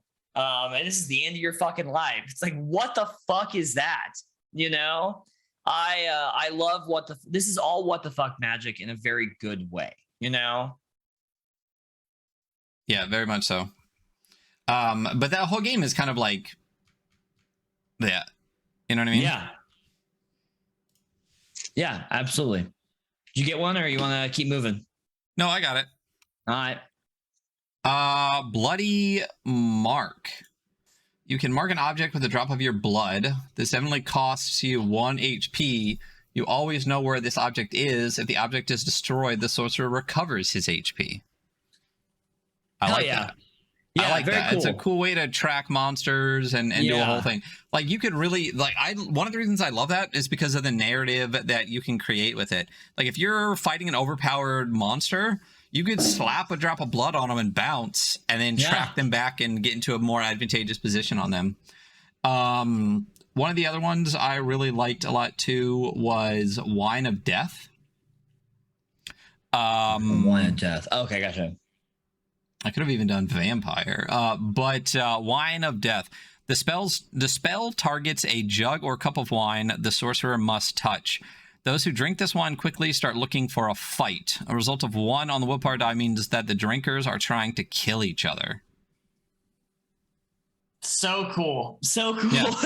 Again, a narrative that can come from that, which is really interesting. Imagine going to a fucking lord's party, sneaking in as the help, as the servers, and fucking cursing their wine. That's a really, really good one. There's a lot of really good what the fuck magic. Under that, next page, we can keep moving. Charms, curses, and other incantations. So these, what I'm getting from these are like lesser spells. I don't really know. There doesn't really seem to be. I don't know. No, it says at the top. Well, what's underneath spells? It just says list of spells, but underneath this one it says hermits, bone setters, and few others from countryside sometimes have access to minor spells. So they are more minor spells, but they still seem like pretty useful. And it doesn't minor spell is a thing. It doesn't seem to you're still rolling a willpower die, right? It's just a lesser effect, right? There's no. Yeah, I think it's just a lesser effect. So why would you? There you go. There's the thought process. Yeah. What's the point? I don't. Yeah, it doesn't seem like there'd be less of a. It's a minor spell if it's easier to succeed on, right? That's what to me constitutes a minor spell. Yeah. So I'd be curious if what I would do with this, versus something else. If it's go ahead. No, it doesn't seem like there's a rationale to have 2 different ones when there's no difference in the potential consequence. Yes, there's 100% what I was thinking. I mean, they're cool, but like, yeah, if I'm gonna have to make a willpower roll no matter what, and I'm gonna be at disadvantage if I roll, you know what I wonder though? What's wonder. It says willpower you roll at disadvantage if you cast more than one spell a day, but these are charms, curses, and other incantations. They're not spells. Well, it says minor spells. Oh, well then, yeah, I guess still fucking, yeah. I guess so. So you still are at disadvantage if you try to roll for another spell that day. That's another interesting thing that we could try to get a rationale for. Maybe even a home roll would be like minor spells. Maybe you get 2 or something, and regular spells you get 1. You know? Yeah, I would home rule something about this, because if it is a minor spell, like it needs to be you roll willpower at advantage. You know. Something like that. Maybe not that, but like literally anything. It can't just be the same if it is a minor thing. And they are fairly, some of them are really cool. Scarecrow Servant, you animate a pile of rags or clothes and give them the appearance of life. Its movements are uncoordinated. The Scarecrow not hurt anybody. Like, it's a cool thing now. Flames, you can summon flames. I Meal of the Faithful purifies food. There's good stuff on here, but yeah, it's just like when am I, why would I waste my one not disadvantaged spell on something like this? I don't care if you guys eat poison food. Cool. Moving on to alchemy, which I just scrolled way past for some reason. I'm awake. To create an alchemical potion, a character must first get their hands on ingredients. These are usually the organs taken from a monster killed by the group, such as skeleton powder, harpy liver, troll brain, lich eye, or beaver butthole. These ingredients shouldn't be found at the local market. No marketing for that beaver butthole. You gotta hunt that shit. You gotta get it naturally, It is up to the player to create a potion. To create potions and their effects, a formula can have from 1 to 3 ingredients. The more ingredients, the more powerful the effects. The following table allows you to estimate some of the effects, some caveats. An explosive vial that inflicts 8 points of damage requires 3 ingredients. A vial light made with 1 ingredient is as bright as a torch. It's just some examples. And an alchemist who wishes to make a vial of daylight capable of harming a vampire may decide to dedicate 1 ingredient to range and 2 ingredients to damage inflicted. Very interesting. For each formula created in this way, the player must note the ingredients used. This formula cannot be modified. The same ingredients must be used each time. So your players are kind of creating their own alchemy canon as they make these. They're like, yeah, we killed this thing, I took its liver, we killed this thing, I took its toenails, we took this thing and I took its dick, and they mixed it together. I'm like, oh, well, that's pretty cool. I really do like that a lot. Sorry, just got a text. Effect duration. The effects of an alchemical formula are generally immediate and not intended to last over time. If this is the case, you can associate a usage die to the formula. Very cool. Yeah. Buying ingredients. The GM may allow an alchemist to buy certain ingredients. When they are in a large city, each ingredient should cost D6 times 50 shillings. A character who tries to sell the ingredients they have found can earn D6 times 20 shillings per ingredient. So yeah, alchemy. Yeah, I like the more is that you coming through? Oh, what am I hearing? Oh, I'm just getting an echo really bad. So anyway, not cutting that out because I'm lazy.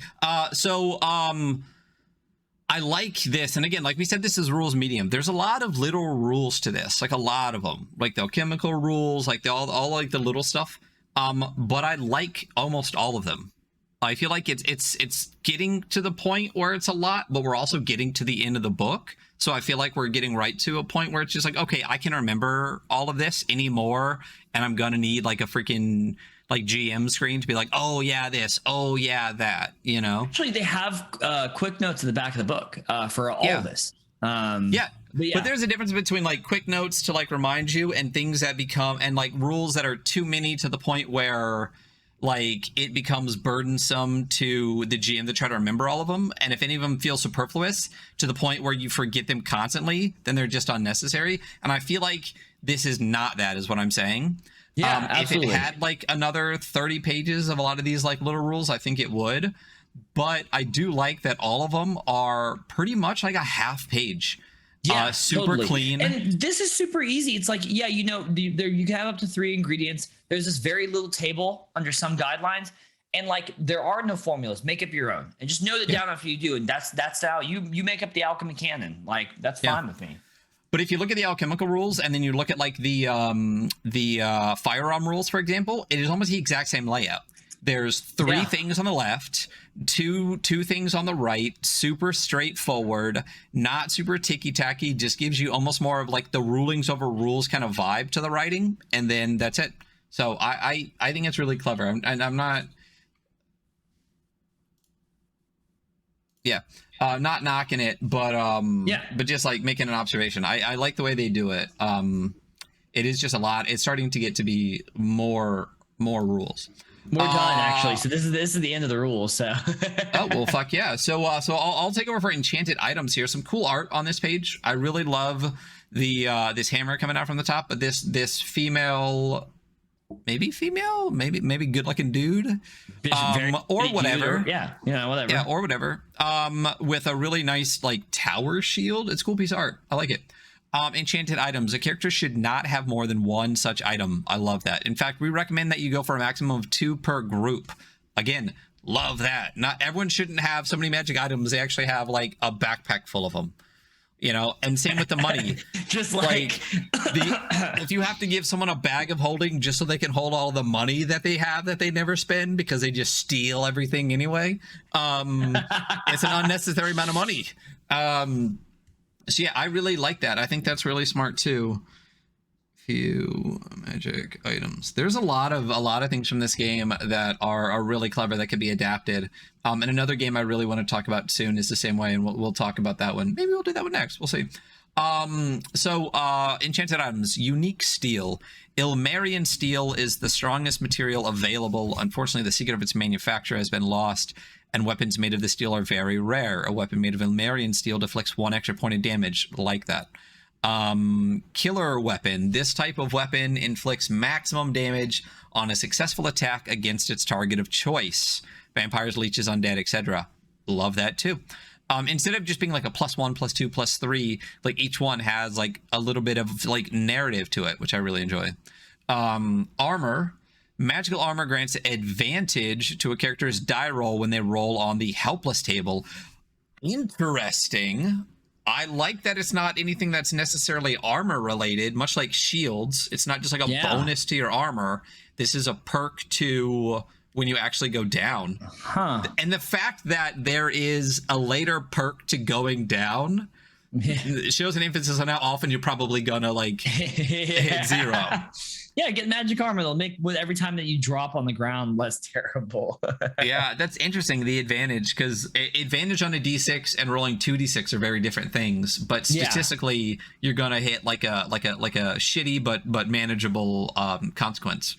Items. A magic item usually grants an advantage to a specific type of action, such as a cloak of concealment that grants an advantage to any dexterity roll dedicated to stealth. They can also reproduce the effect of a spell. Again, I like that. It's clever. Yeah. There's a lot of little things in here where I'm like, that's a really easy way to do it. Yeah, it really is. And this is, as far as I know, this isn't it's not a hack of anything, but I'm curious what like the primary inspiration was, or if this is just a cool set of really clean, creative rules. Either way. Yeah, it's definitely not rules light, but it still feels very clean. Like I don't like. Yeah. It's not like when we were going through Lancer, and I'm just like, okay, so I didn't get any of that. You know? Yeah, I think for the most part, what it feels like with this is it's not the quantity of rules is not light, but the rules themselves feel very light and manageable. Absolutely. Yeah. Killer weapons is type. So there's a page with the killer weapons written on it, and this really badass lich looking guy with a massive axe and a cage on their head. Cool piece of art. And that's it for weapons. I like that it's not a +1, +2, +3. There's just a couple of ones that give you like little perks. You don't get a bunch of them. And that's it. Magic is rare. And then a bestiary with like a wraith-like character, again with that sideways cool. I want to know what the font is that they use on these, because I love it. Yeah, me too. It's really good. It's a really serif font that really speaks to the vibe of the setting really, really well. It's the layout person picked good font on that. They were slapping fonts. Bestiary. Each monster and antagonist description includes the following elements: level, hit points, no Oxford comma, and the actions they can perform during their turn. A monster can usually move during its turn and use one of its actions. These are presented as follows. And it says, there's an example. There's a top row that just says name, level, HP, actions, and the bottom row says changeling, level 3, HP 15, actions, claws, which are parentheses, dexterity / melee, and it does 5 damage. That's it. Straightforward, really nice. The type of action, here a claw strike, the attribute roll needed to avoid the attack. Oh, here dexterity or melee, player's choice. And finally, the consequence of failure. Here, the target takes 5 points of damage. So bad guys don't have damage die rolls. They just have flat damage. That makes it so much easier for the GMs. Love that. So nice. Yeah, it does fucking 5 damage. Oh, God, that's the best. Actually, that's my favorite thing so far. Yeah. Even if players are rolling, because a lot of people, like to roll dice, having the monsters not have to roll means you don't have to fudge damage rolls. You just do whatever you want to do. And you can also, on the fly, if you want to be that kind of fudgy 5e mindset, you could make that damage whatever you want. You could find a weak changeling or a strong changeling, if you really want. But I guess the level could change that a little bit. A resistance indicates that the damage inflicted by this kind of attack is divided by 2. For an immunity, the damage is ignored, even in the case of a critical hit. The GM is free to add a vulnerability, indicating that the damage received by the monster is multiplied by 2 if they use this element. So you could always make this thing vulnerable to silver, and then your damage is doubled. The names of some monsters may seem obscure, so we've added a few descriptions to help you get a feel for them. As always, feel free to adapt each to your setting. And there's like 6 of them here. No, there's a lot more. There's a lot more below. But I'm just gonna pick ones that have a description here. So I'm gonna go with a burned, flayed, quartered, and decapitated one. The victims of the various modes of execution of civilized people sometimes return from the grave to take revenge on their executioners. Fuck if that's not just perfect. It is very, very cool. Yeah. And then if I go down to the list, they're actually all separate. The burned ones, decapitated ones are all separate. So I'm gonna go with the decapitated one. This is such an easy way to do a bestiary, because you can fit literally one page has 1, 2, 3, 4, 5, 6, 7, 8, 9, 10, 11, 12, 13, 14, 16 monsters on one bestiary page. Yep. It's good. Very good. It's so clean. Decapitated one, I'll go over that one. Let me make sure it's on the page. It is level 2. It has 10 HP. And its actions is an axe, which means you have to use dexterity or melee to avoid, and it does 5 damage. Super easy. Do you want to talk about any of these? I'm gonna do blob. Because it's a fucking blob. It is said that blobs are born under the laboratories of wizards and alchemists when too many potions and failed experiments have been mixed up over time. A blob has only one instinct: to feed. Then we're gonna go down to blob on 52, where it's got this little thing. So it's got, it's a second level, 10 HP, actions absorb. It's continuous damage acid. Absorb is continuous damage. Acid shot is 5 damage. Nice. Yeah, I always I don't know why, man, I love fucking jellies and blobs and cubes, or you love fucking jellies and blobs? I love fucking them, bro. Honestly, it feels so good. Now, what's that one classic dragon game, like slime, the god that crawls or whatever? Oh, that I thought you were talking about like an ogre jelly or like a gelatinous cube. But are you talking about crawls? I don't know. I'll just say like. Are you talking about the demon one? No, there's a like a blob slime monster, and I cannot remember him with what. I think it might have been a Monty Cook thing, but it's literally just like it just picks a target and follows them endlessly across the world. And it's interesting. It's a like mindless hunting, and it's just like, oh well, that's terrifying, you know? Yeah.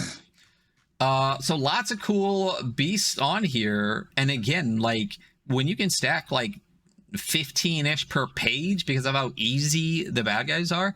There are 1, 2, 3, 4, 5, 6, 5.5 pages of monsters all right there, and 15 per page. I mean, you're talking about what, like almost 100 monsters right there on 5 pages. And then a really cool thing here, monster on the go. If you need to create a monster on the go or for a specific adventure, you can use the following tables to determine their HP and damage. Give it 2 actions. Don't worry about the character's levels. Just respect the setting's logic.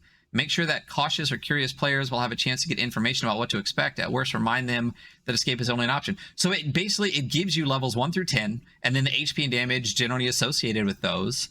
And the most mathematically inclined will quickly understand the formula. Hit points is level times 5, and damage is level plus 3. How clean is that? It's really actually, it's very clean. Honestly, like, you know, I know we've had a lot of questions about rulings in this going through, but like, no matter what, like, it's still been like, even with those questions, it's still been like very, very easy to understand, you know? Yeah. And even then, I don't think it's been too many. I think we've had maybe like 2 or 3. A clarification on profession. I think that there's some areas that like lack text that that would be like, you know, 2 sentences that really clear up stuff. But this is the end right here, because the rest is the adventure. And by the book. You know us. We don't read the adventures. Yeah, our fucking our tagline: buy the fucking book. So I'm gonna give a little preview of the adventure to make you want to buy the book even more. Cool piece of art. It's called Bloodbath at Castle Kragstein. And it's nice. Well, it looks like a pretty long adventure. I flipped through it. Yeah. And it is a sizable adventure. Yeah. And so with a lot of these adventures, even as we read through the book, and obviously, like, I've read through this book when I first got it, glanced through it again, but like when you really sit down and read it with another person, you see, oh yeah, look at that. Like I kind of glanced through this little rule, but look how cool that one is, kind of thing. Yeah. I often don't read the adventures in these just in case somebody runs it for me. Like if you want to run it, or if Jason wants to run a game or something like that, I will often not read the adventures just in case. So I still have not read any of the Into the Odd Adventures in the hopes that you will eventually run that for me. So we'll see. I still haven't got my book yet. Is there anything after the adventure? Are the quick rule pages at the end that give you like a short breakdown of the rules? There is a full-size Fleaux map that I wish wasn't buried within the adventure itself. Oh, which is cool. Dude, they should definitely. I didn't even realize that was the. Well, that's very cool. I mean, I guess I wish they'd have it out, but yeah. Just pull that out. Just whip this one out. Is this? Wait a minute. Is this part of the adventure? Because I think this is more of a the kingdoms information. I think this is straight up like a gazette. Empires, kingdoms, and other castles made of sand. I think it is, and I really thought that this was part of the adventure, so I skipped it too. But this seems like a gazette. We're not going to read through the setting gazette by any stretch of the imagination. Buy the book. No, buy the book. But yeah, now I need to. Yeah. Okay. Well, I kind of wish they put that before the adventure then. Yeah, no, for sure. The adventure should be all the way in the back. I definitely thought the same as you, like scrolling through this, that it was just straight up like the rest of the adventure. But yeah, so we have the Iron Kingdom, we have the Variathan Empire, a lot of cool, like little, like, again, probably mostly public domain pieces of art every couple of pages to get vibes of areas. A lot of cool naming bits in here. I think a lot of the place names definitely give you a sense of environment, which is cool. Skull Archipelago, big pieces of art. Let's see if there's anything. Oh, and then we get to the to the quick roll pages on the back, like you said, attribute roll. So I would print these out and make a GM screen out of this, obviously. Definitely. And then I wonder, man, if print on demand did GM screens, how cool would that? Like if ttrpg would let you do a GM screen. That would be really, really cool. That'd be very, very cool. And there's even actually cards that you could print here for the different talents. Oh, very cool. And the different spells. So they have talent and spell cards in the back as well, which again, that would be dope if there was a deck for those. But then there's a bunch of maps, and I haven't read the adventure, so I don't know if these are the maps for the adventure or if they just like a random map just to use at times. But if that's the case, then yes, the adventure should be all the way in the back with the maps. Yeah. The Gazette should be in front of the adventure. The adventure should be all the way in the back of the book. So there is a little bit of things that that could be tweaked a bit, and then we get to the character sheet, and that is the end. And then the back page art is just as fucking cool, if not cooler, than the front page art. But it mirrors the front page art. It's literally laid over the art on the front with almost like giant castle with the eye, with a knight and a character behind it, and then the characters beneath it. Very cool. Then, the art in this was super strong. Yeah, well, and again, I think 90% of it is probably public domain. But whoever put it together in a real way. Michael Harmon's actually in chat. If you don't know Michael Harmon, they do the Yagdu games. A lot of the things we've talked about their art a number of times on this stream. Really, really, really amazing art style. Go check him out on Instagram, Michael Harmon Art. But he said, I haven't delved into the system, but really love the look and tone of the book. Glad I purchased it. Absolutely. This was a great I can't scroll all the way down in the way that I have this. Let me drag this up so that people can actually see the final piece of art here. There we go. Really cool, really well done here. So I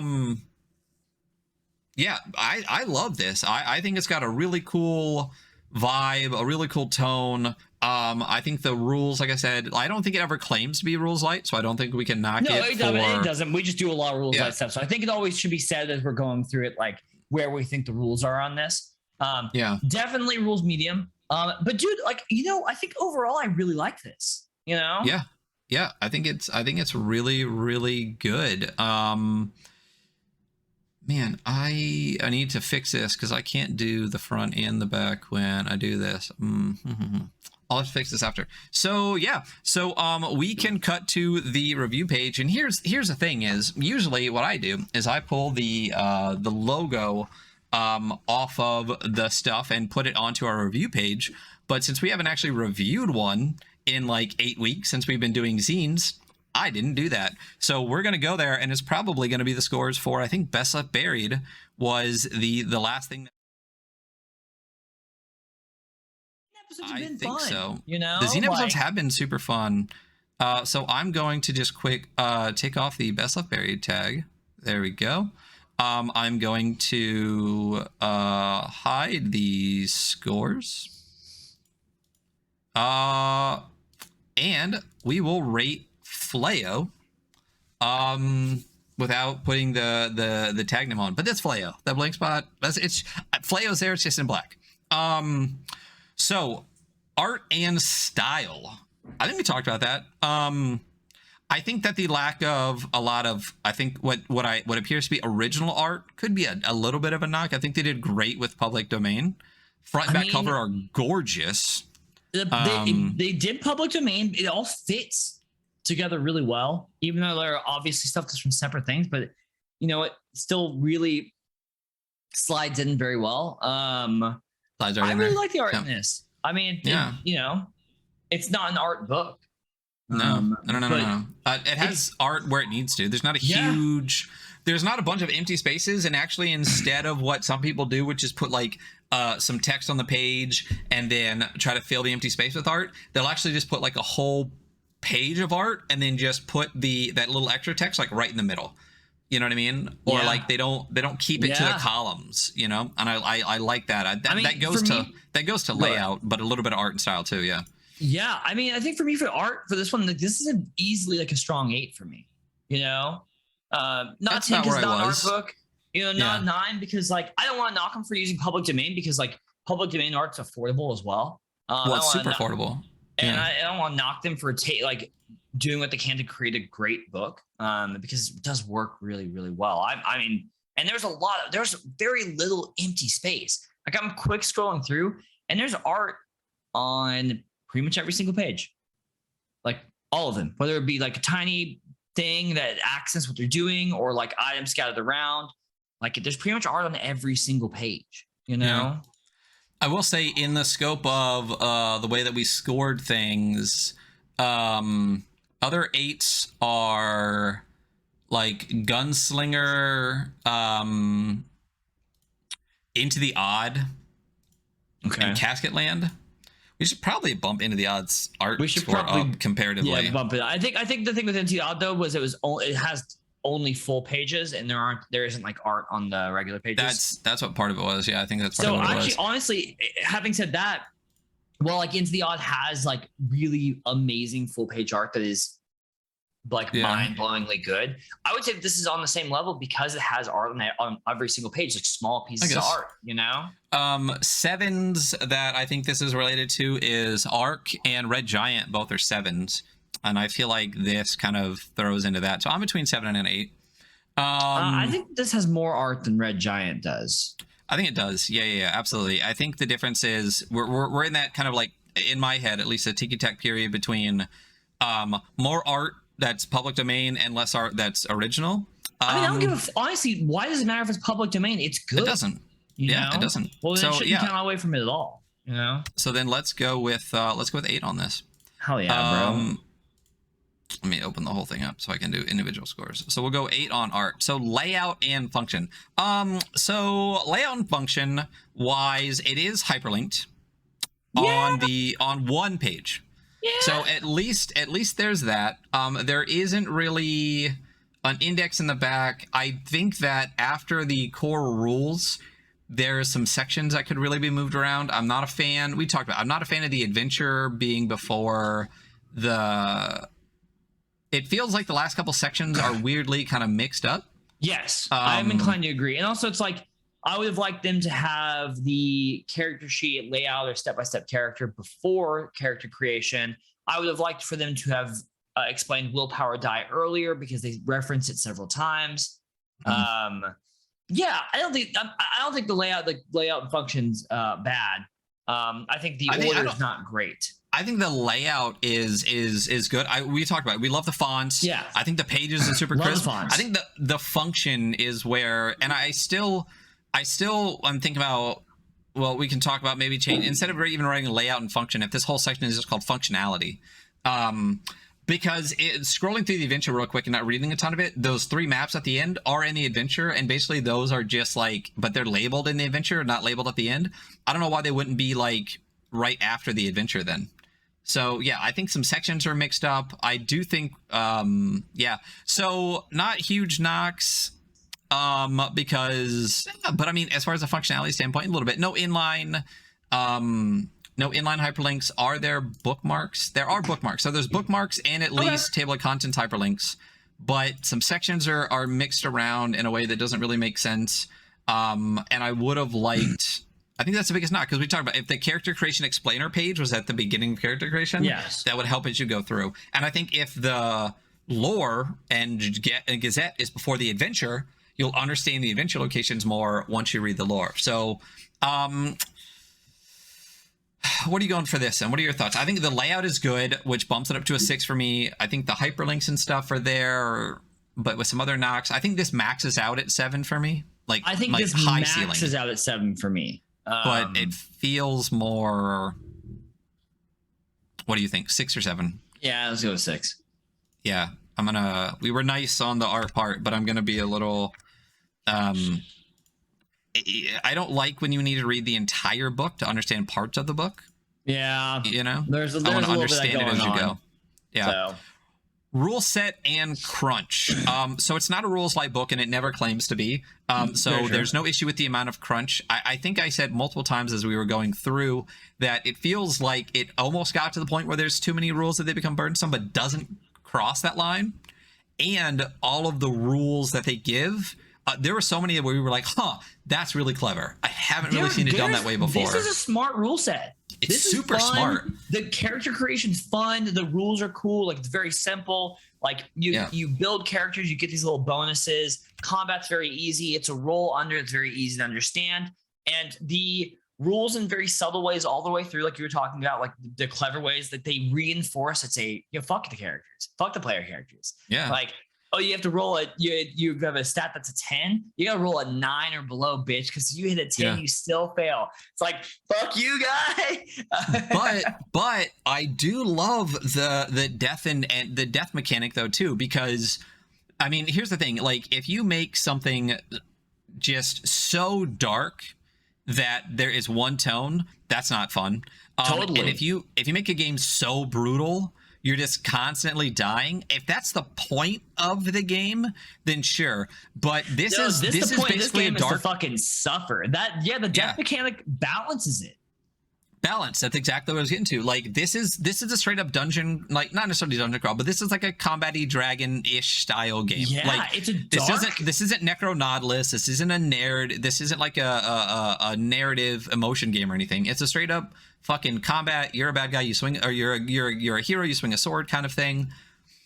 So it should still be fun, right? So if I was playing this and I could just die every other second, I feel like it would get to a point where it's like, all right, what's the point of advancement? You know? Yeah. But like you just said, the balance of you're going to go down a lot and you're going to suffer consequences because of it. But statistically, you're not going to die very often necessarily. I think it's great. I really like this. I really like fantastic. This. I'm very, very much enjoyed reading through this, and it's got some stuff tacked on that you can use and you cannot use. It makes it very clear. It's like, you don't have to use firearms. You just don't. Yeah. You know? And I love that not only the sorcery part of the firearms part too, where bullets are like, can be sorcery magic and shit. Really smart. Yeah. So there's no such thing as a 10, and this is not a 10. The highest rule sets that we look at are 9s, and there's very few of those, and I don't think this is that.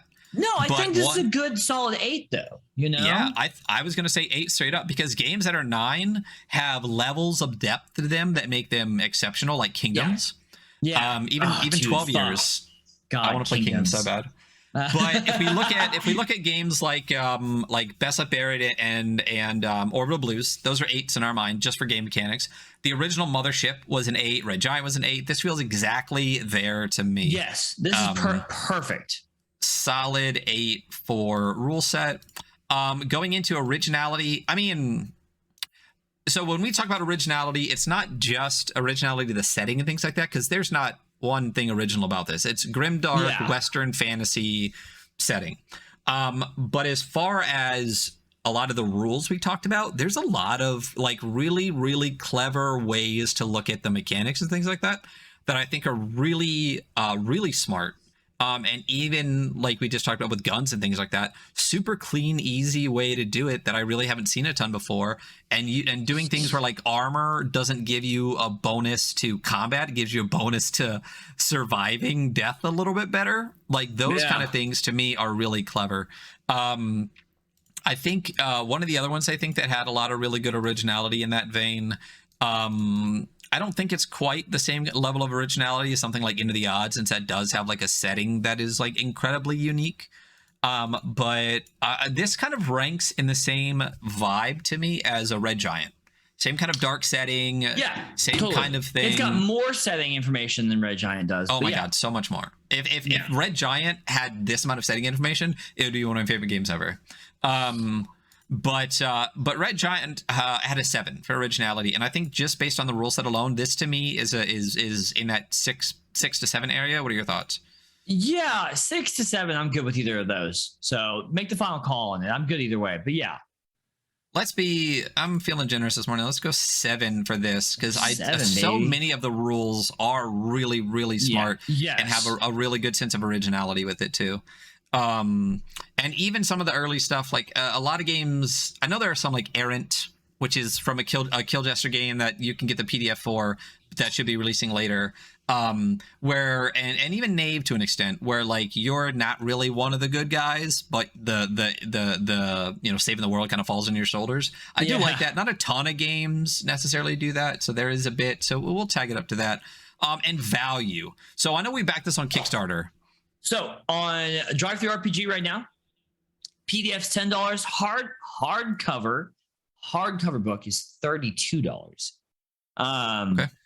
Hardcover and PDF is $37.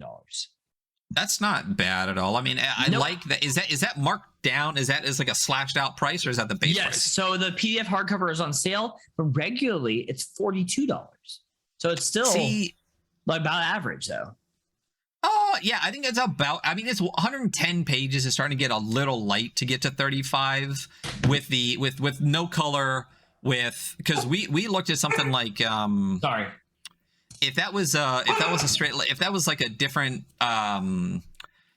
printer, maybe like matte cover or something like that, maybe a ribbon thrown in there, I think 35 is solid for 110 pages. Yeah, I could use a ribbon, Those are the things I never think about. So, but there's also things like Drive Through RPG where like I think it's 42 marked down to like 32 or whatever like that, but I'm curious if it's ever actually 42 or if it's one of those like permanently marked down, because I've seen a ton that do that. It's always on sale.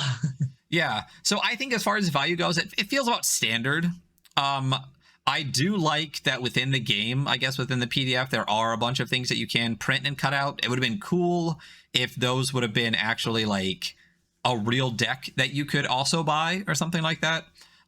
So this to me, value-wise, you do get an adventure with it, which is cool. Again, you do get some resources in the back. There is an adventure. There are maps associated with it, all within the original book. So to me, it's industry standard price plus a little bit more. Again, I'm between a 6 and maybe a 7 on this a little bit.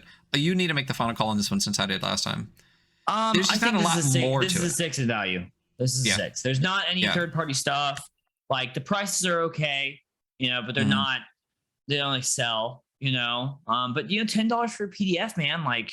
It's not bad. Yeah, it's not for 110 pages. It's to me that's about what standard should be. Is about $10. Yeah. And again, $35 for print on demand though is a tiny bit expensive. When we've gotten games before, like what game did we talk about? No, Death in Space. Like Death in Space is like $35 or $40, and it's longer. The pages are thick as fuck. It's got holographs on the cover. It's got a ribbon inside of it, and that is like a $35 book. How much is that one? I don't know. I can't remember. Oh yeah, but that one is an inexpensive book and it's insanely beautiful. Oh, 2 ribbons in it, Jason says. 2 ribbons in it, and it's like $35-$40. So that's what we consider like an insanely good value. Not that this is a bad one, but it's an average value. So yeah, I think 6 is completely justifiable. So did you add that up? And then I'm gonna have to add 35. It up anyway? This game, it's an overall 35. Okay. That's about So Red Giant is a 37. Okay. And what is another game we thought was maybe analogous to this a little bit? The original Mothership was like a 36. And then what was Best Left Buried? I know it's the one we just did, and this reminds me of a little bit. Best Left Buried was 33, but it was pretty art sparse, but the value was like an 8 on that. Yeah. So that we knocked that one a little bit hard for a lot of the lack of art, and I think one of the biggest knocks was like a lot of the best art was almost hidden because it was so like darkened behind. Yeah, it was like fit. Yeah, this one really takes that full page art and really emphasizes it on pages. So yeah, I think this is a good thing. I would say even with this, I still prefer the Best Left Buried rule set for a dark fantasy, but this has a lot of just clever things in it that I really enjoy a lot. And I mean, I think this game is a good stepping off point, especially if you have like a D&D lover group that just like loves fucking the dragon game, and you're like, cool, man. Like, let's step away from that, and maybe they don't want to do super rules lightning, but they're not able to. It's like, but we have this, and this is like, there's less rules. It's kind of more fun. It's way more brutal, but like, and once again, like, I think that you really like struck it like the nail on the head, more or less. Like the death mechanic makes the brutality in this fantastic, because you're fucking not gonna, like, it's really unlikely you're gonna die when you go down. Like you're gonna fucking lose a health. You're gonna take a permanent loss to fucking the stat. It's cool. How do we figure out percentages? So a 1 in 6 chance is only like 17%. 17% chance. But if you're wearing armor, you get advantage on all of those rolls, right? Like that's what we did on the thing. So statistically, that's even less of a chance of actually dying, but constantly being like losing attribute points, getting injuries, getting scarred, all of that stuff. Really, really smart. I like this a lot. Yeah, that's about it. I think what you just said is a perfect way to describe this. This would be an amazing stepping off point to pull people from 5e. Well, they'll get all the things that I think people like and want from 5e, but pushes him a little bit more towards the OSR, NSR, a little bit more brutality, a little bit more rulings over rules. Smart, clever, and that's it. Yeah. And that is our stream for today. So let me cut back to the main page. Thank you all so much for being here, Hunter. This was a super fun one. We will talk about what we're going to do next week. I have an idea in my mind. We'll see what happens. Good. I have no ideas. So. I got an idea, and maybe something else we can talk about a little bit. But that's it. So do us a favor, follow us on all of our socials. The big one that would help us the most is our YouTube. If you just search the Adventure Archive on YouTube and hit that subscribe button, that helps us out a ton. All the rest of our socials are all over the rest of our social media. We're the Weekly Scroll, all over places. You can find us there. Subscribe, like, and have a wonderful day, Hunter. I will see you sooner than later. Bye, everybody. Bye.